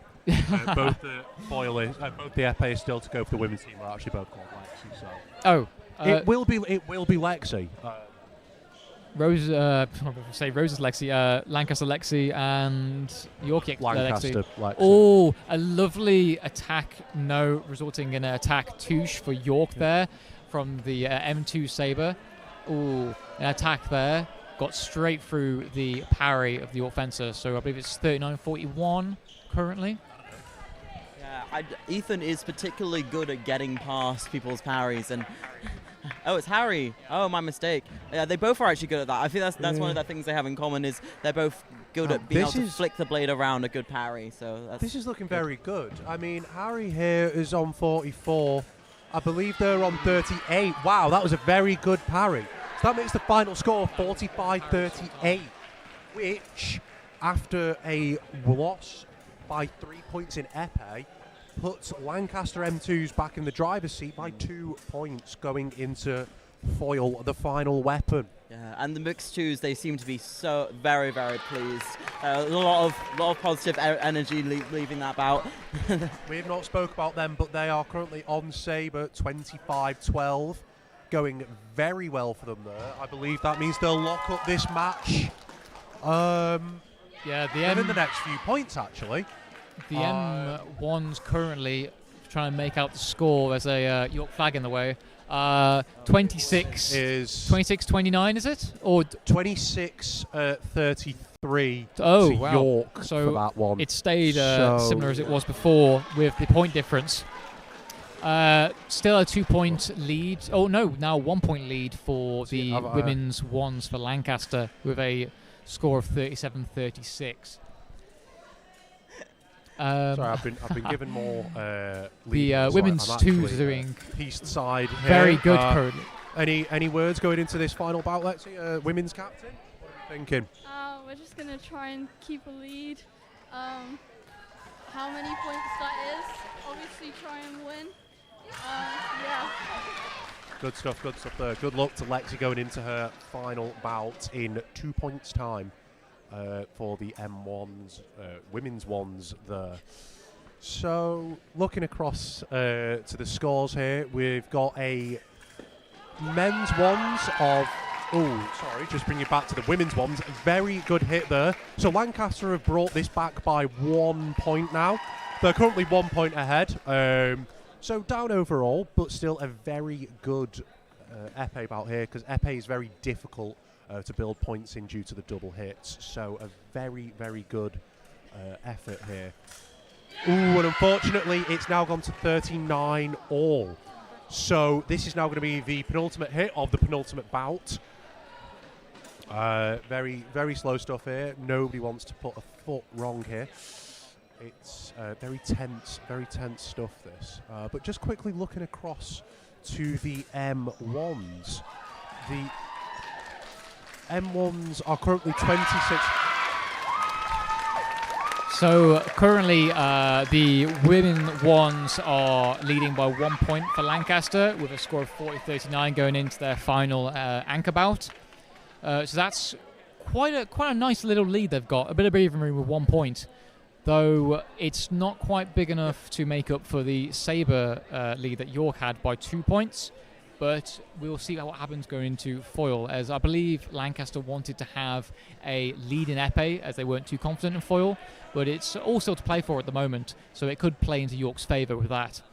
Currently, the M1s are a fair bit behind. I'm not sure if Unionbly can see the score there. Yeah, so the score is currently 27-37, so it's not looking good at the moment for the Lancaster M1s. They're currently 10 points behind in Epee. They were, I believe, what did they lose? Boyle by, it was about 15, wasn't it? It wasn't looking great. So they're at a 25-point deficit at the moment. That is far from ideal. That's tough to bring back, but... that would be impressive if they could keep them below that in Sabre.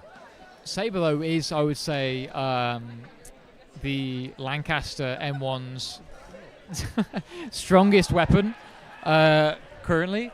Well, at least it was in the past. So it'll be interesting to see if they can bring back that lead. So we're into the final bout here for women's ones Epee. And it's currently 40-39. Oh, 41-39. Very nice hit to the wrist there by Lexi. 2 points ahead now. It's very interesting stuff, this. Very controlled. Very controlled. So just probing each other's defences there, seeing if anybody's going to bite. Good. Oh, a double. That's good. That's good at this stage. So Lancaster still 2 points ahead here. Oh, so it's nice and even currently overall with the W1s. Yeah, good. So again a double. A double. I think the reason for the doubles here is I think they're sort of getting into each other's chests as opposed to going for the arms, which would maybe give them more time for the light to go single. But very slow, a lot of time on the clock left, still over 2 minutes left on the clock on this bout. So a lot of time, both fencers just taking their time here, both just seeing what the other one's going to do. Very slow and methodical, Epee. A lot of thought, a lot of mind games. And that is a point to York there. They are now 43-42. Nice attack from York there, getting a single light, which is what they need. They want to have a bit of an advantage going to foil, which they can just potentially carry on with if Lancaster aren't feeling too confident with that weapon. Exactly. A double there. A double. The double doesn't really help either team, really. It just kind of keeps it neutral. I think Lancaster will try... Exactly. And in a match so close as this, where there's only 2 points in it from the Sabre, currently 1, so York would be ahead by 1 now if this final point was a double. But just got to take it slow here. Can't take anything for granted. You've got to be very slow, very methodical. Bide your time. Loads of time left. 1:18. Whole minute. Now, That's something they can chill with at the moment. Seems that Lancaster's been quite defensive here, being pushed back by the York fence. Oh, and a double. Okay, a double. So that puts York currently ahead by 1 point. Yes, ahead by 1 point. So it's all to play for now in foil. Whoever wins foil will win overall for the women's ones. So hugely important foil bout coming up here. Just looking at the M1's bout, going into their anchor bout, it appears to be 40 to York, 31, I believe, to Lancaster. Right. So they have a 9-point advantage going into it. So that will definitely help them a lot. But we have Harry back as the anchor, so he might be able to John change it. Horse is going to be up for it, I think. He's getting advice here from James Radford, a very experienced foilist. Foilist? He's an Epee himself. Maybe in a different life there. Yeah. Looking at the W2s, 35-27, a much smaller gap compared to previously with their foil performance. So, with Sabre, I think he's probably seems to be a lot more confident. The women's twos. Can you agree? Yes, definitely, and it's very promising to see York doing quite well in the Sabre. We are hoping, even though we are from Lancaster, we are hoping that York gets a great team for great women's seconds team. So it is great to see that it's a bit close, and it's especially it's not. It's quite considerably close when it comes to the Sabre, and that's very promising and happy. I'm very happy to see that. But at the same time, I'm very happy to see the Lancaster overall pushing it over. But yeah, it's overall everyone's doing an amazing job with the W2s. I'm very glad to see it happening. Yeah, I think speaking to the women's ones captains, Lexi just then, foil is the most consistent weapon for the women's one, so that is a good sign heading into this final bout. Obviously, still a full bout to go. Another 45 points on offer.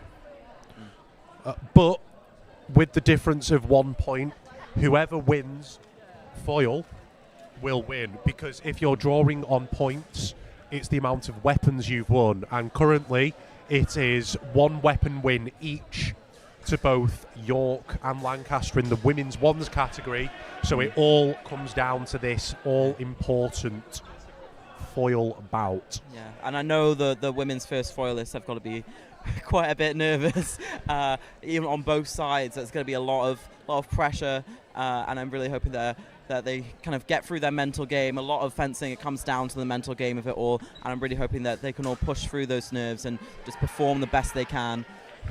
Speaking of bouts that are currently going on, Harry is 35-42 down.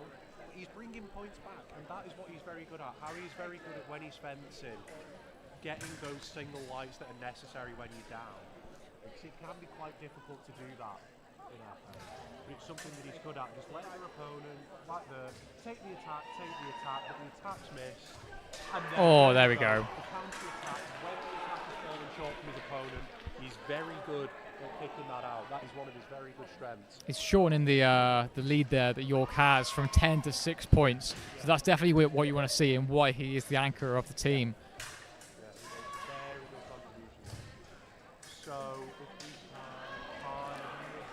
I believe that was a double. That works in York's favour to just keep their lead going with the doubles.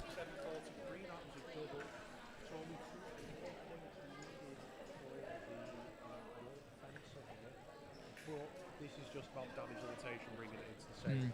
I think York definitely wants to have as much bigger of a lead they can have going into Sabre, as Lancaster has some pretty strong sabreurs. Especially Max Maver, the current captain. A single light, I believe, versus the 437 going into this final point of the bout. Match point. And I can't see M2's foil is currently going on. I can't quite see the score here. Oh, is that practice? No, it's Joe versus a guy who's wrapping it.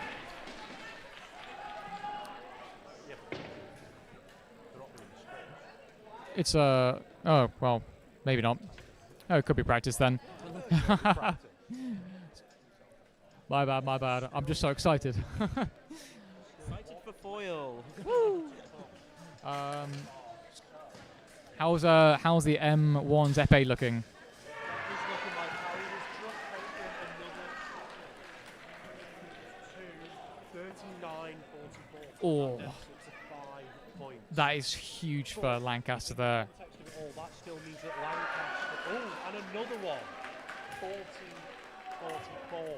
So if Harry could get just 5 points in a row here without reply, that would be lovely. He's just bringing out them single lights, which is what you want to see, especially with this deficit. Another one. The attack falls short. The circle see Harry hits the arm. Currently 41-45. And I mean, this is why this bloke is your anchor. This is what he do. This is what he does. This is what he does. Well, this is why he's anchoring. This is why he's anchoring. But this is good because with the big loss in foil. The York fence are there pushed right to the back line. They can't move any further back or they risk losing the point. Oh, and there's that single light to York there.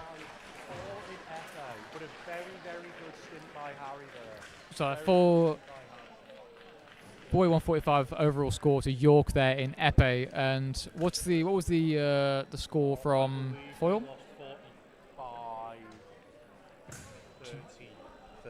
I believe. So it was they're around 20 points behind, which is quite nasty to go into, especially if you're the losing team. With Sabre though, this means that if York manage to get to 20 points in Sabre, then they have won overall. So a tall order for Lancaster men's ones here going into this final. But the Lancaster mixed ones Sabre team, I think one of the strongest teams specifically in that weapon. I think that's the strongest group. I think maybe out of the entire Lancaster teams for those weapons. So I'm thinking that it definitely could make a big difference. I think we're losing. Harry Nimbley is trying to escape the confinements of the commentary.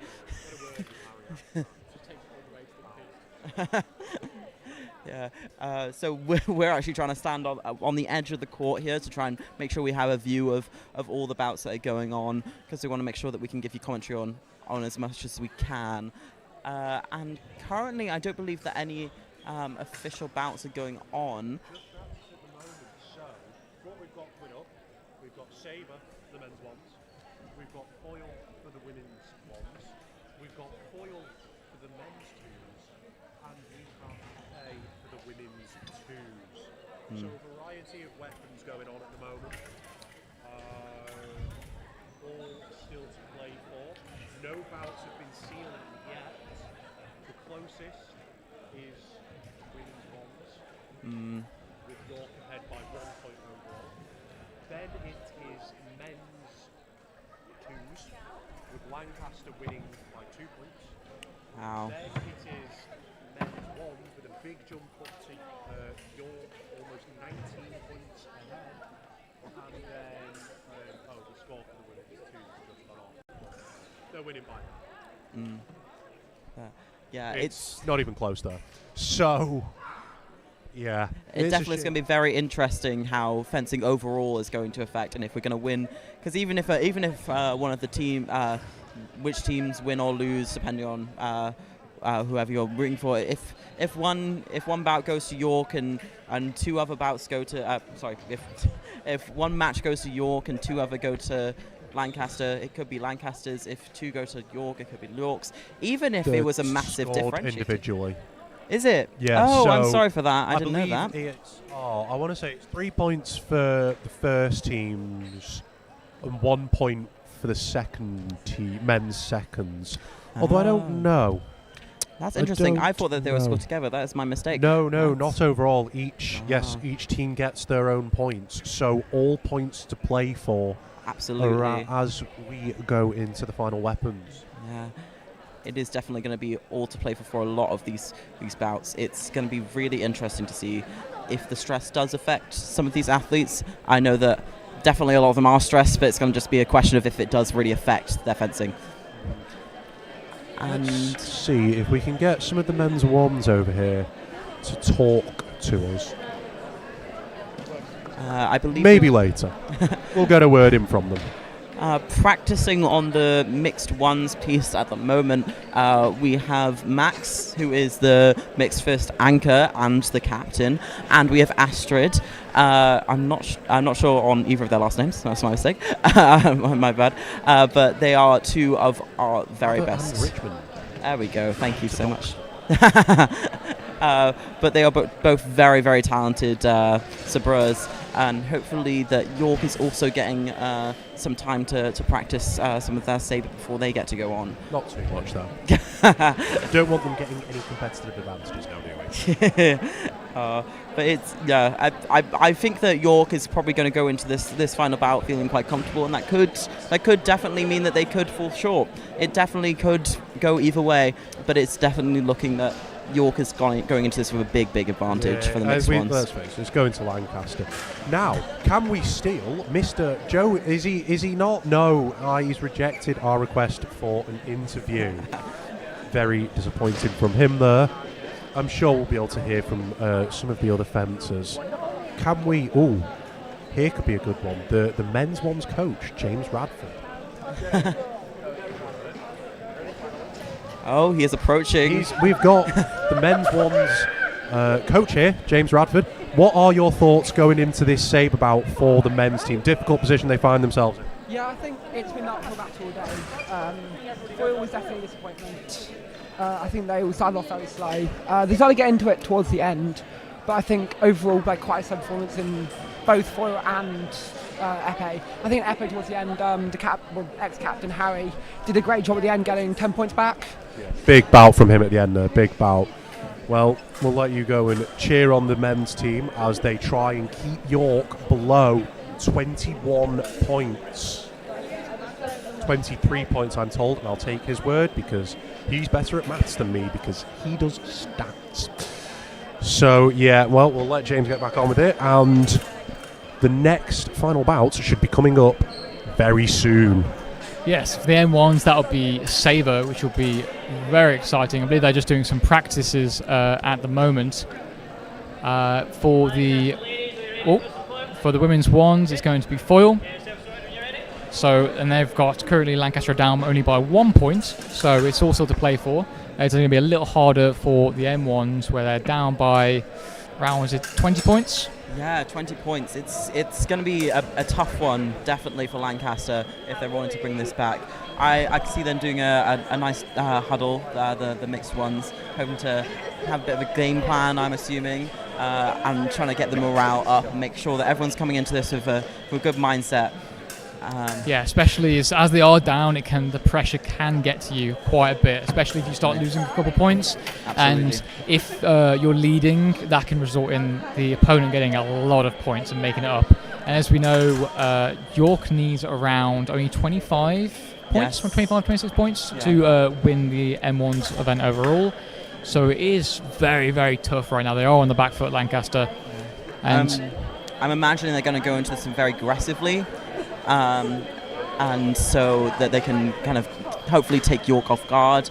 I'm really excited to see what kind of strategy maybe they've come up with to see how they're going to actually handle this. I'm sure that Max has got something in his back pocket, some sort of idea. I can also see that York is having some sort of conversation about what their plan is. So maybe they also have a nice idea of what they want to do going into this bout, this final weapon for them, for the M1s this is. Yeah, they're definitely going to want to try and keep it even, or maybe even try and look for a weakness and try and regain as much of the lead as they can against the weakest Lancaster fencer there. Looking if Foyle here on the women's ones, who had enough target there from, I believe, is that Lexi for Lancaster there. Yeah. So, a lovely couple of parries resulting to a point for Lexi there on the left. I wish we had an overall score, so then we. I know that we're for Lancaster is down by 1, so now they're back at +1 overall now. But it would be great if we had a score for overall. Ooh. The M1's Sabre is starting now. Oh, and a lovely attack on prep there from Max.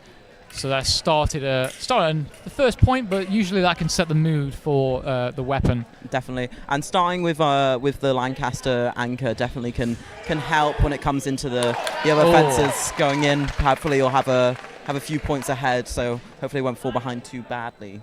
Yes, and as Max is starting here as a home, he is anchoring, of course, and he looks like he's 3 up currently, which is definitely a 3 good to thing 0, to the start same as the W1s. Oh, actually, the W1s have now gone down. They're at 3 to 1 to Lancaster. So they're both piece for the first teams. The Lancaster is winning at the moment, but that doesn't fully reflect the overall score, of course.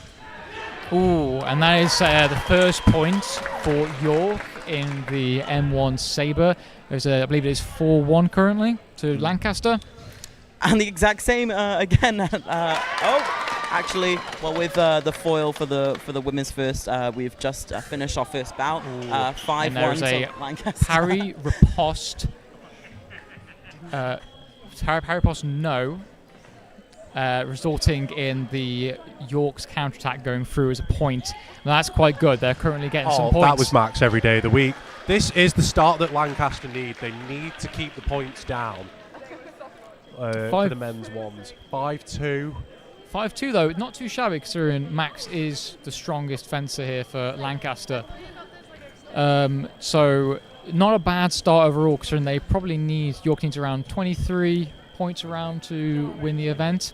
So if they can get some more points against their weaker fencers, it could be quite good. They could bring this back.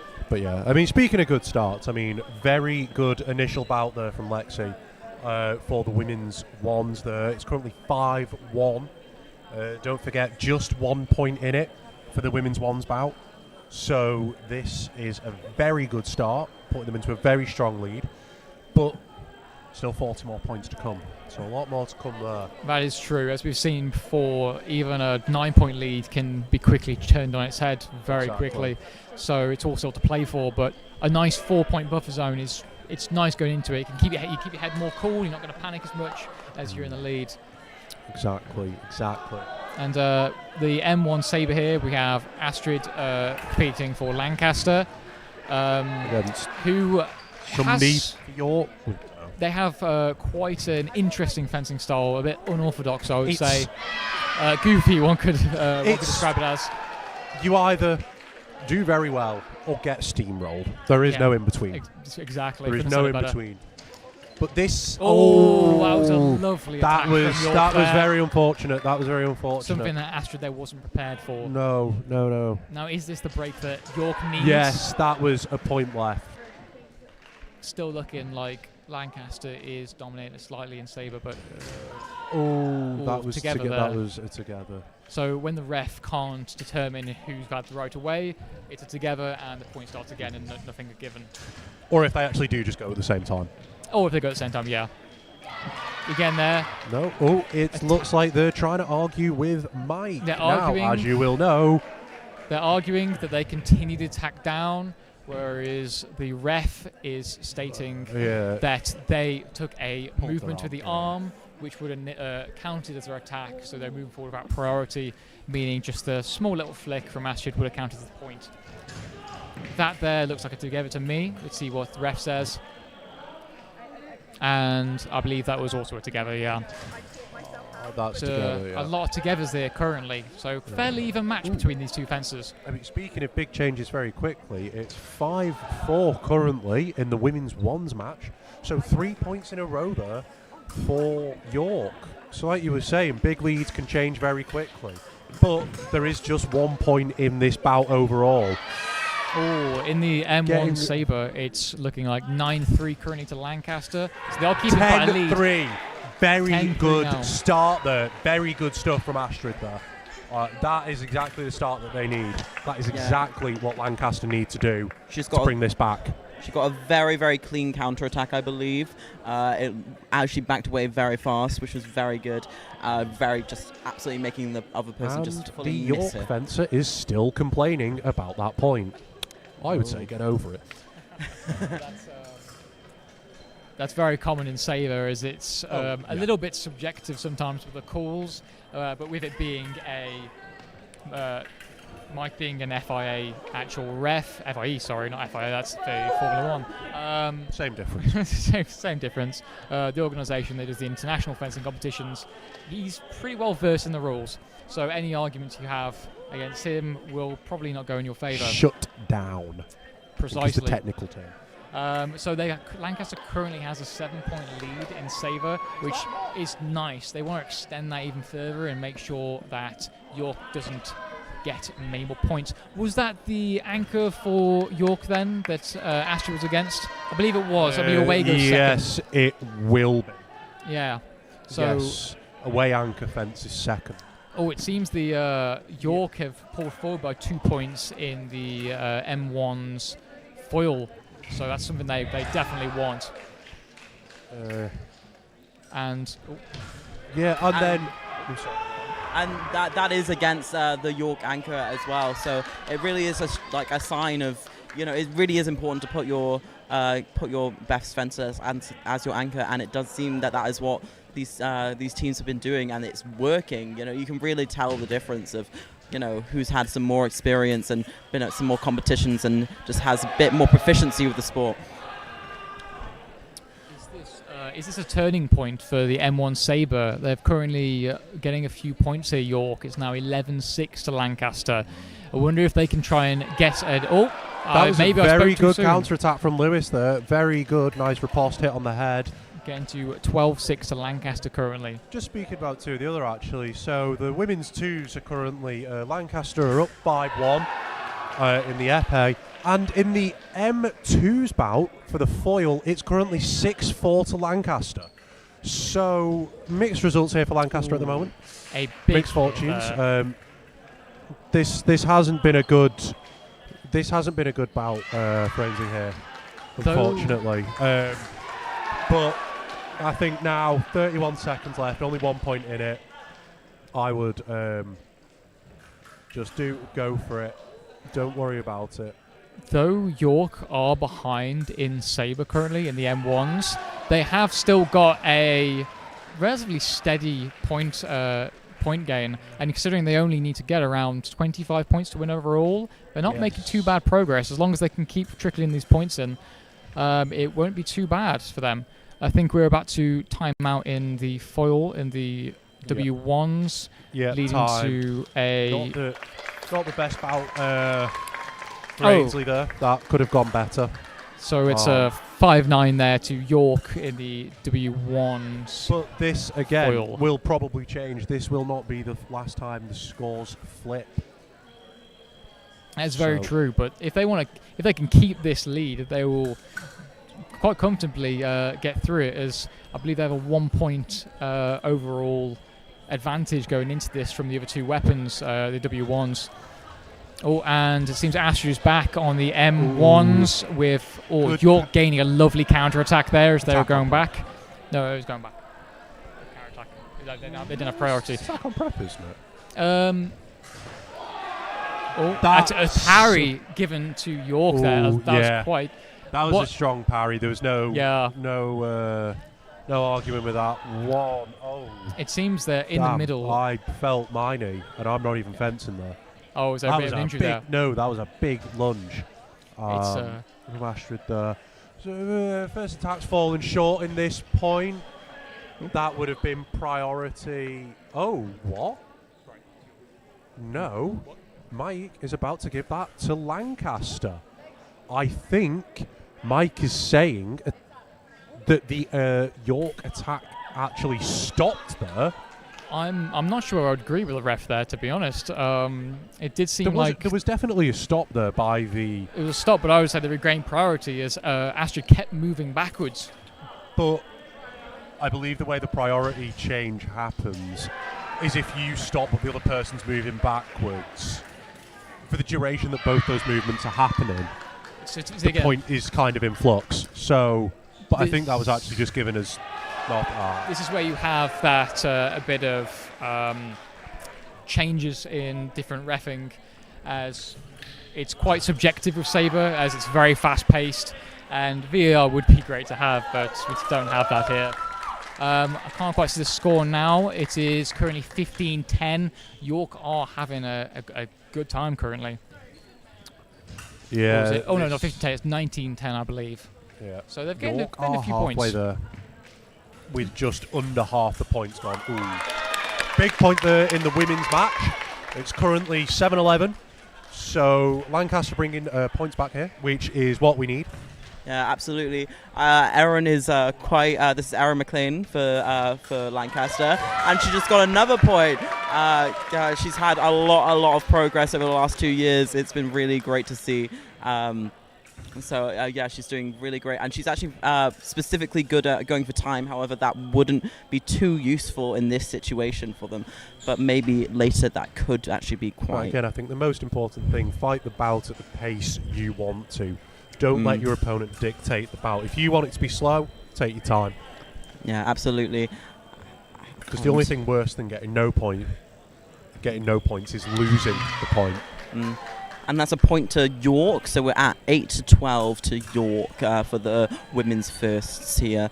It's a really intense bout. Oh, and a very really nice, really clean shot. Counter attack. I guess there was a drop of the wrist and a tilt in, and the York foilist just carried on into it.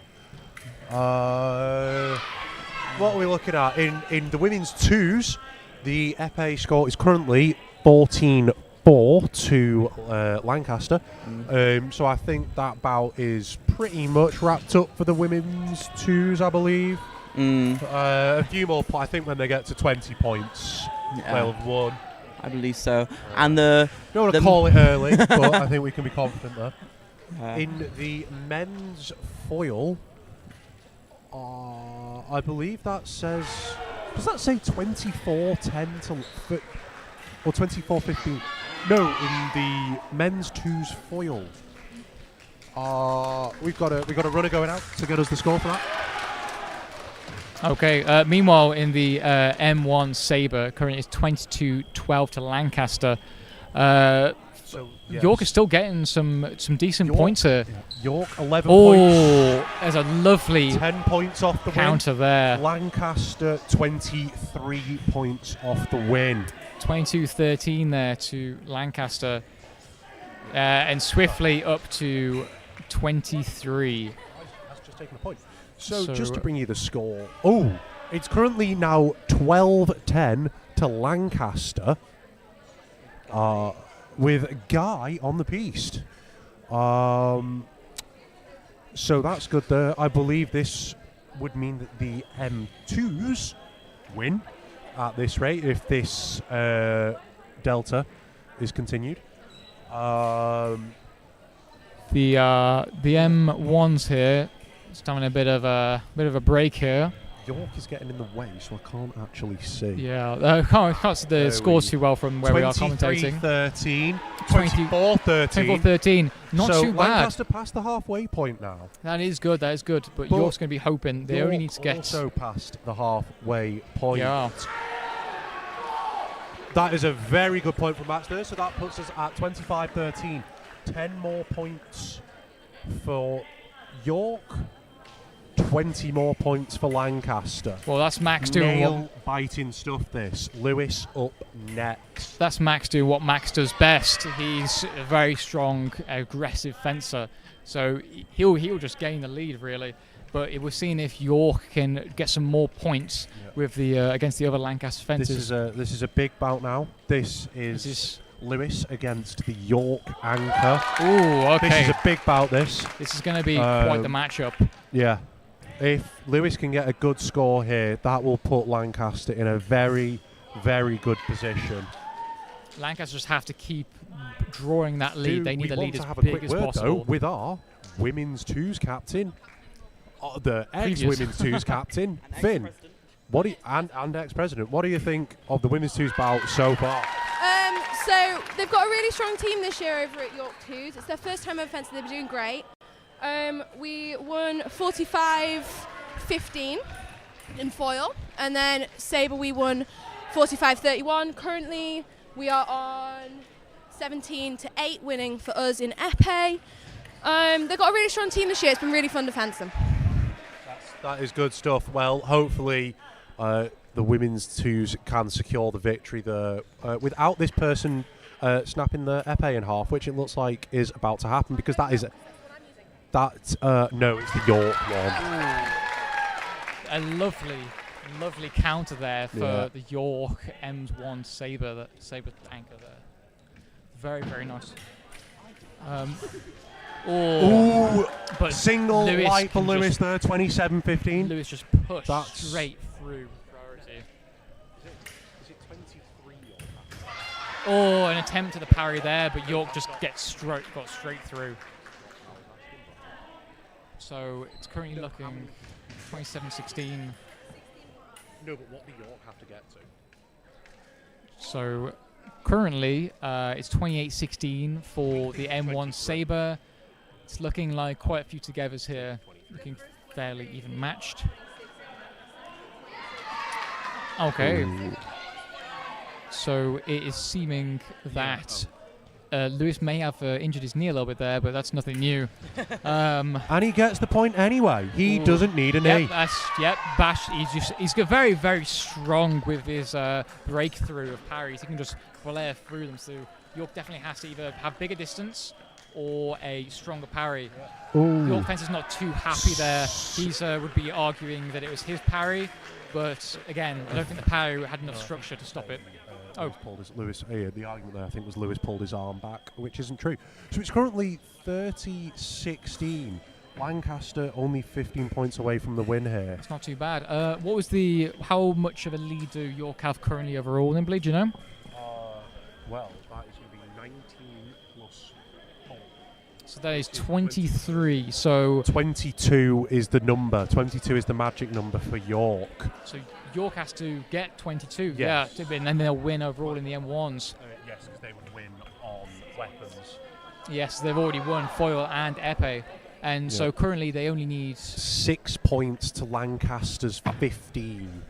So very close chance now for Lancaster to bring this back. I mean, if they did bring it back, that would be a monumental recovery from Lancaster there. Yeah, absolutely. I think that it's been an absolutely amazing display from York. I think that they've really done amazing when it comes to epee and foil. I think it is just a question of is Lancaster going to be able to make it up with their strongest weapon? And it's going to be close. And if we're looking over at the W1s, the W1s for Lancaster is down by 8 at the moment, which is an overall down by 10 points that they need to make up in order to meet a draw. So you want to get above 10 points here. So at the moment it is 12-20, and that is to York. So York is at the moment definitely going to is looking to win overall. Oh, very good start from Lexi there. Yeah. 1 point back already. Point. That's one down. 17 to go. That's big stuff from Lancaster there, though. It is currently 33-17 in the men's ones.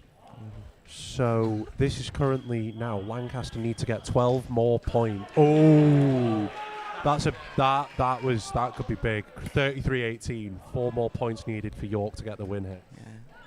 That right there is an example of where just being plain aggressive can just stop any defensive trying to positioning. Currently 34. It's as an attack no there. They're closing in on it now. York only need 3 more points. Is it 3 or 19? Okay. That is nice. Single light there. So it is now 35-19 to Lancaster. So how many points does York need to win the M1s? They need to get to 22, so 2 points. So there needs to be 3 points. Yes, 3 points. There needs to be 2 5-1s here from stopping your opponent from getting only 3 points is quite rough. I believe, has there been a substitution? I believe it seems they're getting Harry. John Horse is coming on. So as we were saying earlier with Harry, he's very aggressive. That is a big option to have in reserve. Though he's short, which can work against him with a height advantage, especially with the making people fall short, that kind of thing.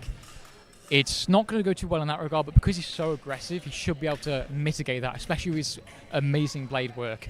His counterattacks are pretty fantastic. I fell to fell for quite a few of them in my time, where he does a bit of a spin. So yeah, this will be interesting, especially as York only needs 3 more points in the M1s to win. Looking at the W1s currently, York are up 21 to Lancaster's 13. So a minute has gone, but only 2 points have been scored, so a very slow bout this. I think both fencers are fairly taking it easy. I mean, Lancaster's probably definitely feeling the pressure in the W1s right now, so it's a bit rough in that regard, as York are only just increasing their lead.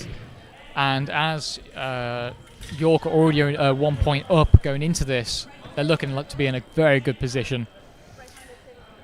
So this next sabre bout will be quite a decider, as Max is quite a strong fencer, but everyone makes mistakes, and them 3 points, those could be gone immediately. It's a very tough thing to keep a team from getting points, let alone win. Oh wait, no, Max has subbed himself off. Max? No, Max. Oh no, Max is giving his lame to Harry. Yes. I believe Max is anchoring. Though yeah. Oh no, never mind. Lewis got ahead of that one. So I believe it's Lewis then has been subbed off for Harry. This is a big moment, this. Potentially, yes. Though Harry can get 5-0 here. It could be. That would put us in a very, very good position going into the final bout. If it is Lewis being subbed off, it could be he had quite a big, heavy lunge, so he could have. Or maybe is it? I mean, we'll see soon on the next bout of the anchor. This is big stuff coming up here. They are about to start the M1 Sabre again, with this time Harry, who's been subbed in for Lancaster. So let's see what we have. And the that first is point to Harry. Is that attack through, no parry? Yep, just attack, that's good for Lancaster right there, getting the first point in that bout. Definitely. A lovely counter. Single light. A counter from York there. They need 2 more points, and then they will win overall. This is what they need. Attack Harry's on prep. taking the point there. 36, 37. Attack on prep there for Harry, taking that in the middle. Nice to see. The York being a bit more defensive now. Harry's taken the priority. Let's into see. the end of the piece. He's holding him. And that is Lancaster's point. 38-20. Oh, that is very nice. They've got to keep them right there. They don't want to have the anchor bout with only 2 points making the difference. This could frustrate the York fencer with these points, as it's very close to victory for them. That is what Lancaster need. Any sort of little bit of psychological edge that they can get. As it's, is it 33-20 at the moment. So they're having a bit of a break at the moment, it seems. I believe that's the offense is trying to get in the game to try and get as many points as they can currently, as this is very much the decider. Though on the that's another 13-8 attack there for Lancaster. No, 39. That can be quite frustrating. Harry needs 1 more point. He's on the defensive. 9. Oh, that is a parry riposte Big for the parry York to fencer. York need 1 more point. Lancaster needs 6. That is tough. It looks like Max is definitely feeling the pressure now. Oh, is that a point to? That's a point to York. As a parry boss. That means York have won. For the mixed ones. York has now won overall. So now they are just playing for the final score. See if they can win the weapon, Lancaster. For the women's ones at the moment, they're behind by 7 points, Lancaster. So York are putting on a very, very strong performance of foil, but that's what we were expecting. A nice little attack. Oh, wait, attack touche. Everyone at Lancaster seems to think that the bout is not over. Well, maybe they need to get past 22 points. Though York seems pretty happy with themselves. It'd be nice to get some inside information, but on the points. Oh, we've got Griff will be going to have a look for us. And yeah, we're going to have Griff going to go in and have a look what the scores are looking like. The inside track here. Or we can just ask Joe. Joe, what do York need to get to? Right. Big update there. We can't do maths collectively between the 3 of us. Oh, well, I'll take James's maths for it. I believe the situation is that if Lancaster now fully gets all the rest of the points, it would be a draw technically. So it's just a question of one more point, and it will definitely be York's win. It wouldn't be a draw. It wouldn't be a draw, as Lancaster's already won. No, York has already won 2 weapons, as it will go to weapons unless they points got drew. a different score, and we just didn't know the final score. Potentially, yeah, we will see in that regard. We didn't write it down. If York managed to get one more point in this anchor bout, then it is definitely a York win for the M1s, which is not happening for quite some time. So it's very, very exciting, high pressure match here. So Max definitely needs to have as much of his skill put to the test as possible. So just going back to the women's ones match, Lexi's managed to cut this lead down to 6 points to York, 19-24 to York currently. 18 seconds left on the clock. Cut down even more now. 20-24. This has been a good bout for cutting down. Lexi, I believe, is the foil anchor. I could be wrong on that one, but so we're expecting the highest of the high for Lancaster. So it's hopefully it's going to be, it should be a very positive match for Lancaster. This one. We'll just go into this. The final bout of the men's sabre is starting. Ooh. 1 point to Max, 41-22. Attack on prep there for Max. Max is very good in the middle, though all the York fencer needs to is catch him slipping there. Oh, that was a lovely counter-attack there 42. going back from Max, getting another point for Lancaster. Oh, Max is going to straighten his blade. Okay, and it will be resuming now, I believe. It's a very, very high-stakes match currently. Oh, and another attack straight through for Max. Yes, point to Lancaster, 43-22. Now it's coming down to the final points of the M1s, determining who will win. It's very, very close. So, and the ref is calling that attack point left to Lancaster. One more point needed by Lancaster now to win this. It is a literal match point. Literal match point. So for both sides, this is quite exciting. High pressure. The point has not been added. Yes. Yeah. This comes down to this one final point now to decide who wins the match overall. So I'm not sure about the weapon, the overall points, but let's have a look. Oh, and that is York beat, pushback, touche. Yeah. Which seems to be potentially be a. What's he saying? What is he saying? The ref is looking. I think the head. No, he's. I'm not sure if the blade broke for the York fencer there. Something fell. It might have dropped his sword. Something fell. Words are being. The ref would spoken. not. The ref would not like people being disrespectful, throwing things, especially if they win. I don't actually know what's going on here. In previous years, I've seen points get deducted for people throwing their masks off after a bout. So we'll see what the result from the ref is. No, I think I'm not sure if he threw his blade down. I was actually looking at the women's. So. Ones. Oh yeah, they're bringing back it as well. While drama is happening on the men's ones piece, and we don't know what it is. Very high stakes. We can bring you the stakes. score. The men's twos are currently 32-16 up. It is very so. Yeah, York M's twos losing by a lot there. I believe we're about. It seems that they threw something down. I believe it was. It could be a red card. We've got Inez here who can give us a breakdown of what's going on. I'm not entirely sure of what's happening. I believe that the York team threw something. Oh no, I think the point has gone to York. York have won. Let's have a look. I mean, in the heat of the moment, it can definitely be high pressure. You can chuck down your sword or mask in celebration, but if you chuck it down on direct in the piece, it can damage it, and that can annul the point. So I can't quite make out the score currently on the box. Griff is currently running up to have a look. There's quite a crowd gathered around, as it's quite a high-stakes match. So York has been given the point. You're probably given a warning from the ref there, but that is an absolutely fantastic performance from York, especially against such a strong team like Lancaster.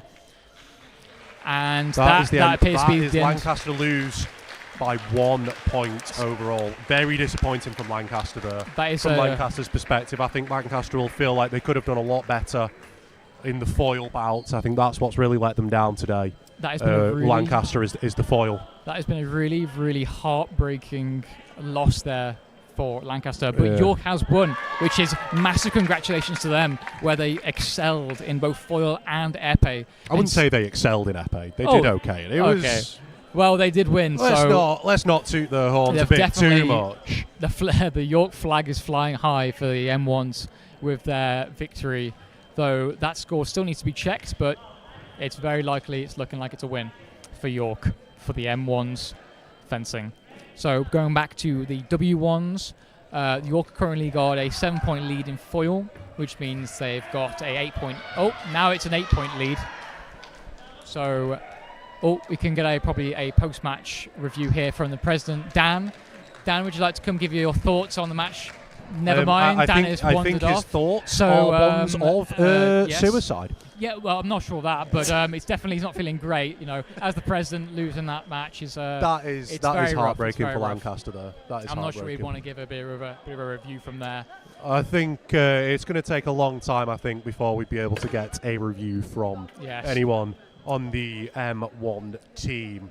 I'm sure the sorrows will be drowned in many units of alcohol tonight. I'm not sure how the M2s are faring currently. I can't quite see the score if you can, Nimbly. That's like 34-17 or 27. Okay, so it seems that... So I think either way, it's a win for the M2s. The M2s, which, for Lancaster definitely to be honest, well. Lancaster M2s, always the better team. Until we weren't that one year when we lost. We have a bit of experience with that team. We don't talk about that. It seems, though, that the W1s currently are winning with York, 8 points up and 1 point overall with the other two weapons. So very, very close. Very similar to the Lancaster and York M1s. Yeah. We need to get a poll for our Lancashire flag, which is currently draped over Patrick. But it's also not a Lancashire flag, actually. The Lancashire flag has a yellow background, not a white one. So, fun fact of the day for the folks still listening there. Okay. So, and then, the women's ones there are currently 23-30 to York. About to off target there, so no point given there. So they're not doing too badly. So we're looking like if they keep this up, it could be a double win for the first teams for York, which is the first time in years as they've come back and they have performed so well currently today. I'm very impressed. Yeah, hands down, absolutely congratulations to York. I believe we are going to have the mixed first captain for York coming over for a bit of an interview, but they are currently doing handshakes and congratulations and being very sportsmanly. So I do very much respect them for being so sportsmanly, and I really appreciate that. That is grand. Here we go. We can bring on the coach for the men's first. What was your opinion of that match?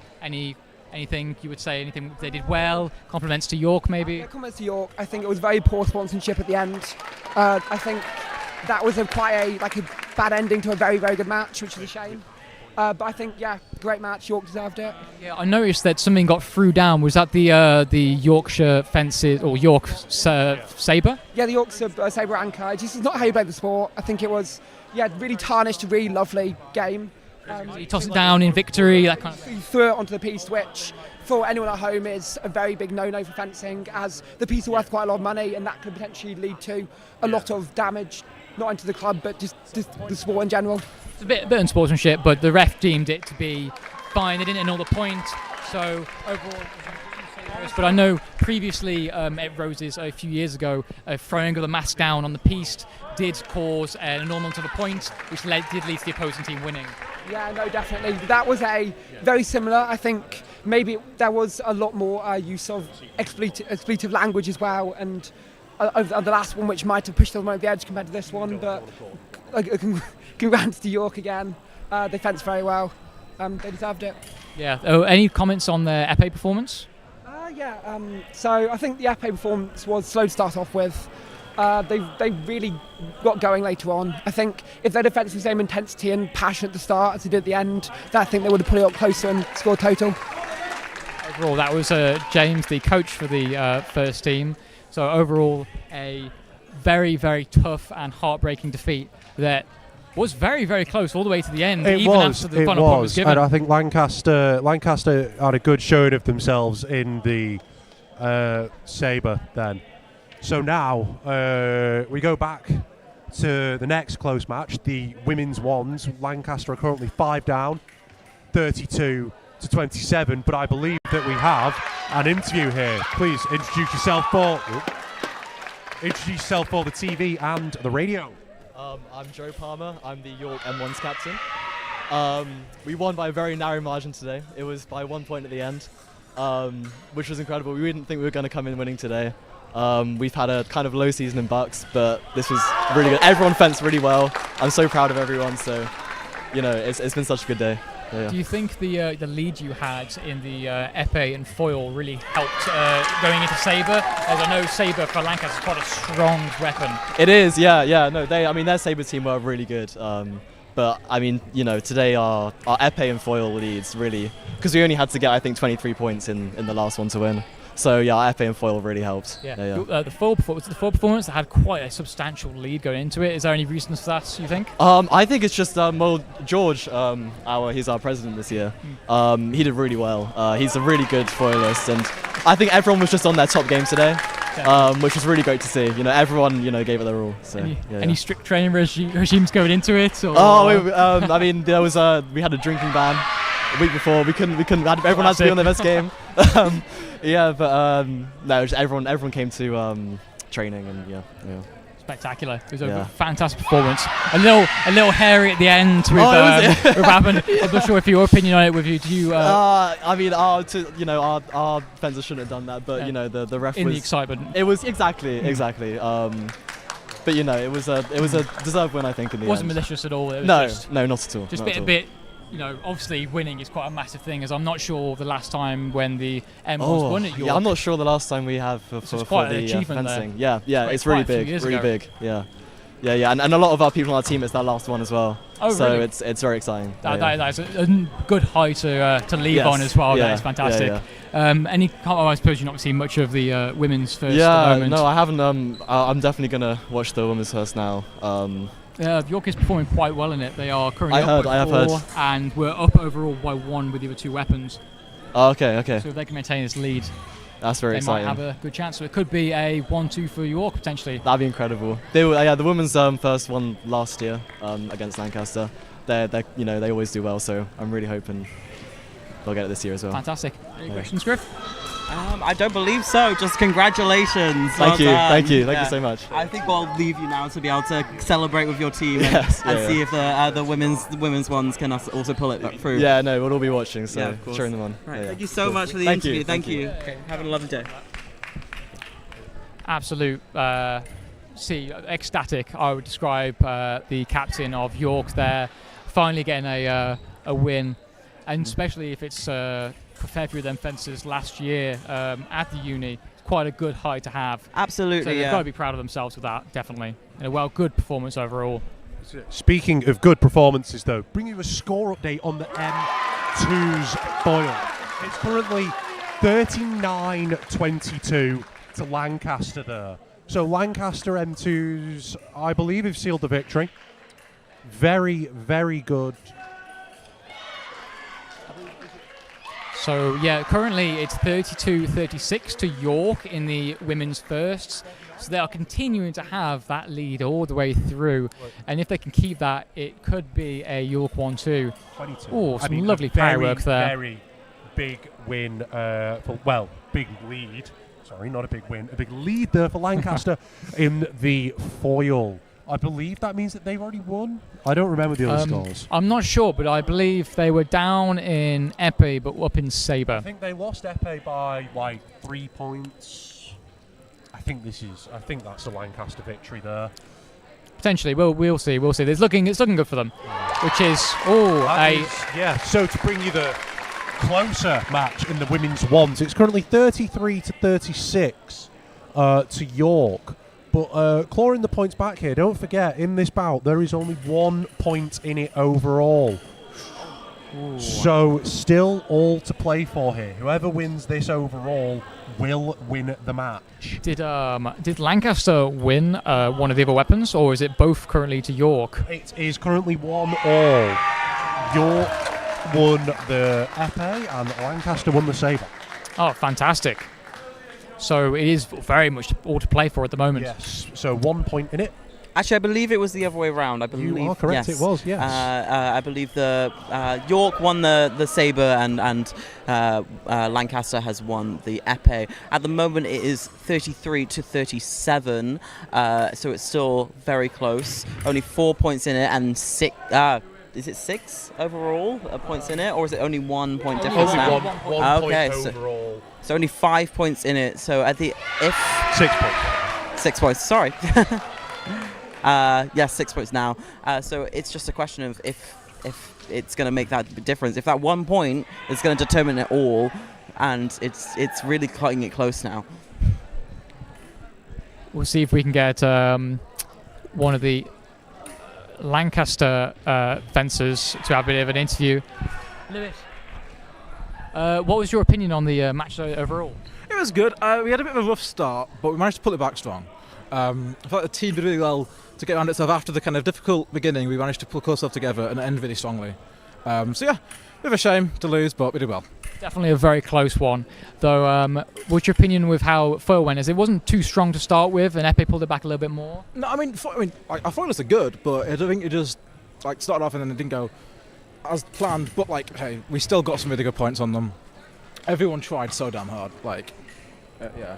That definitely cannot be understated. The only 1 point difference for a loss is so small, and it was such high pressure that I think there's definitely a bit of pressure going on. Was there a substitution that occurred during the match for Lancaster? We had a strategy at the end where I'd been fencing previously, and their anchor was about to go on against me. We sorted out Harry because Harry had much been fenced, he was fresh, and the guy didn't know how he fenced. So that actually worked quite well. That strategy paid off really well. We got some good points on them. So yeah, that's the plan there. And we have another Lancaster Sabura here. Astrid, what was your opinion to the match? I definitely fenced within the match. Some points were obtained. Some of them were single lights, which I was pretty pleased with. Definitely less of the goofy antics this time, I think, occurred. Though I did see quite a few funny points there with you on there, which is always nice to see. It seems that York is keeping that 5 point lead and now increasing it to 6 points going into their final bout in the W1's foil. If they can just... they've got a lot of room to play with currently. Definitely. Yeah, absolutely. It's going to be really interesting because the anchor of Lancaster is incredibly talented, and she's been fencing from a very young age. I'm not even sure how young, but I do believe her sister fences for Great Britain. I'm not sure in what degree, but she's incredibly talented. So it's going to be a really interesting match, and see how this last bout for the women's first is going to go. The women's seconds over at the back are for Lancaster has currently got 42 points compared to York's 26, so they seem to be doing quite well. A lot of noise here for Lancaster currently. Yeah, a bit of a motivation going into this anchor bout. A lot of cheering on for Lexi, who's the Lancaster anchor. Very loud. Very loud, but very necessary. Anything that could give her the edge going into this quite a point deficit in this anchor bout. So we'll see how she can perform against the York anchor. An attack no from Lexi, but she's coming in with quite a lot of ferocity, a lot of aggression. So we'll see how that's going to affect things. She's still attacking, got priority, and an attack no after being parried from the York fencer. I think York hit the floor there. That has been called an attack on prep for York, although something surprising actually, I don't think it's been a broken blade yet. No one's broken a blade. We don't say that now. We're going to jinx it. That might have jinxed it. Oops, commentator's curse. Attack no there for the right fencer, the York fencer. Yes. So resuming play. York only needs 3 points to win it. Oh, and just got another nice one. hit So there just from 2 the more York points. fencer. Only 3 more points for him to win. Well, But technically 2, actually, I yeah. should say. But it's looking like they're. Oh, there we go. A clean Lexi's hit. finally got back with a single light there in the middle.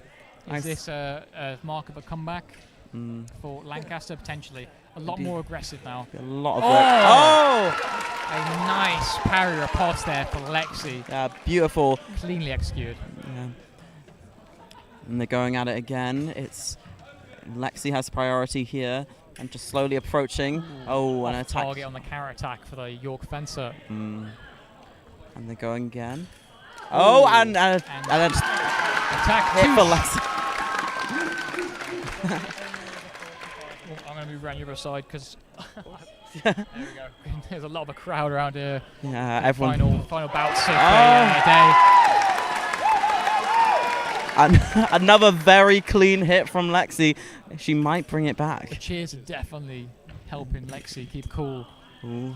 Quite a few times that the York fencer gets beat and hits the floor. Oh, Big there we go. point there. Big point there. Nice. So currently 3 points in it now, 39-42. Plenty of time left. 2 minutes 10 on the clock, and that is an unfortunate off target on the arm for Lexi there.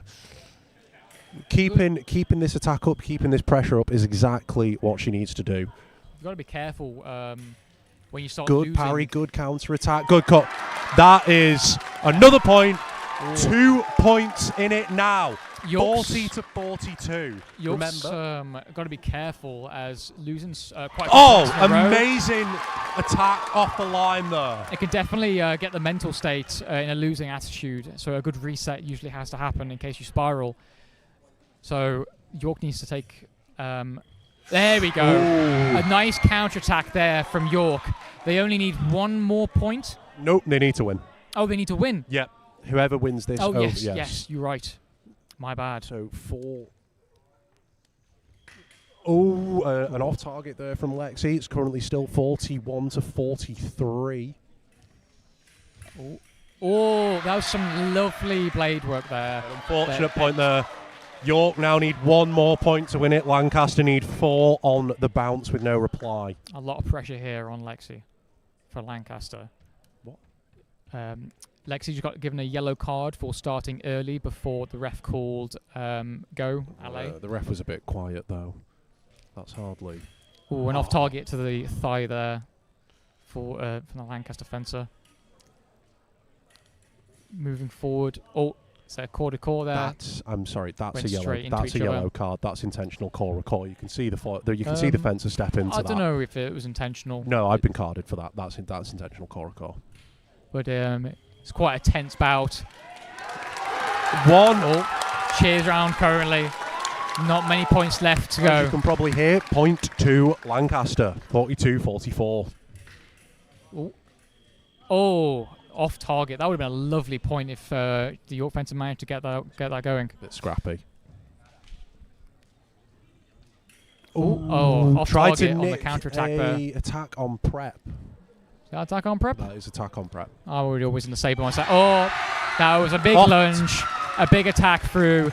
Lexi couldn't quite get out the way, and that is York W1s of 1, which means that York's first teams for both the men and women's have won roses this year.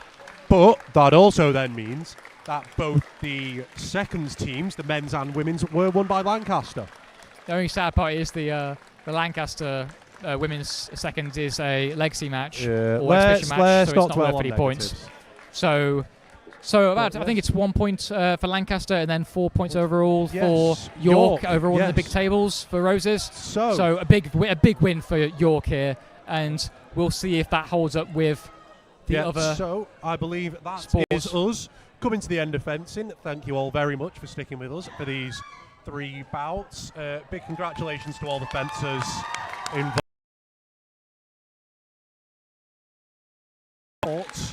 For roses. the outro. Yeah, we've been so happy to be able to. Okay, I've just been told we have 4 more minutes, so let's do a reminisce. What was your favourite point in the match? Any of the matches, any of the points. What was the favourite? What was your favourite? My favourite point, definitely a couple of the counterattacks by York in the Sabre. They really needed them, and they used them to their full advantage, which is, I mean, all you have to do is look at it. They are ecstatic having that. But they're not humble in victory. I would like to. It's because for about all of history. That's because we've never done that. But just honestly, saying. It is a major. Lancaster are more gracious in defeat. York, a major thing for York to get this win, especially as they haven't won it. At least the M1s haven't won it for maybe around the start of time. 9 years. It's been quite a long time. It's at coming, least been a decade. But it shows that their training and their resolve has paid off, even after so many defeats in the past. So they've done a really, really cracking job, especially against such a tough Sabre team like Lancaster has. Though it is pretty good job going. So now we're going to have all the teams have their shouts. There's a bit of a shout of respect that always happens at the end of a fencing match between the two teams. And then the Roses Trophy will be going to York there, which means... There's a trophy? Yeah, there always has been. Which oh yeah, forgot about it. There we go. As always, the winning team always has the loudest shout. I wonder why. But that means that York has to engrave the trophy, which means that Lancaster has one less job to do. But it's kind of funny, that is. But absolutely fantastic job by York. It's great. It's really nice to see a team that can actually go against the odds. Yeah, they definitely weren't the favourites coming into this, but I think that just about brings us to the end of the broadcast. So goodbye from me. In a minute. In a minute. We'll extend it out for a minute. I thought you were pointing at me to end it now. Because Definitely. I would like to go and get a pint. Definitely. The predictions definitely of coming into it with the Lancasters potentially being the strongest, especially from the league tables, definitely didn't result in them winning. So absolutely great job by York again. I can't say it enough for them to do this. I think we're going to be ending the stream any minute now. So just absolutely great performance all around. So this has been Dominic Dewhurst giving a bit of commentating. Harry Nimbley also giving commentary, and Griffin Thomas, and it's been an absolute pleasure, and we've all had an amazing time being here for you. See you all. Goodbye.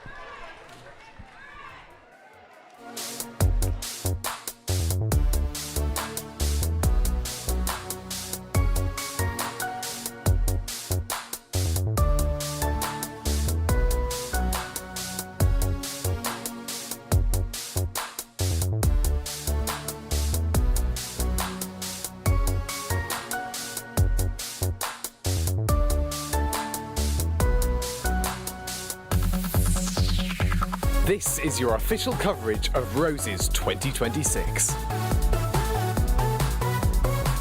Brought to you by URY and Bailrig FM.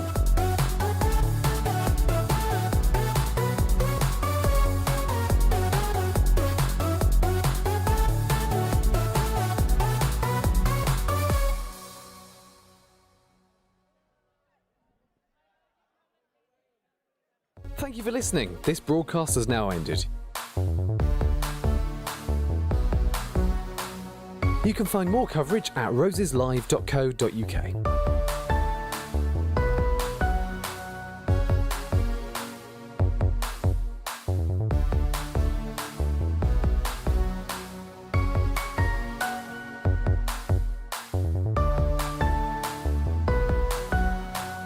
Thank you for listening. This broadcast has now ended. You can find more coverage at roseslive.co.uk.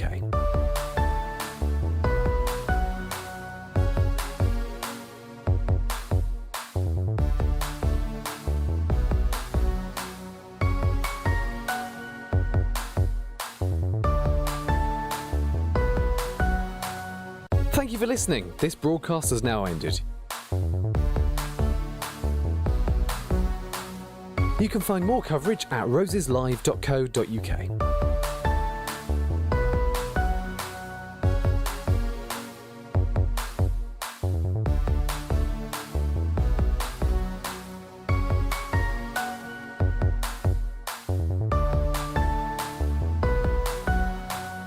Thank you for listening. This broadcast has now ended. You can find more coverage at roseslive.co.uk.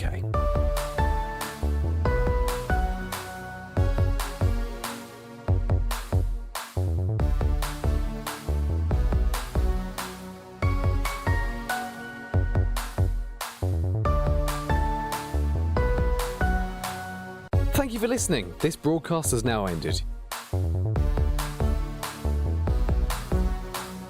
You can find more coverage at roseslive.co.uk. Thank you for listening. This broadcast has now ended. You can find more coverage at roseslive.co.uk.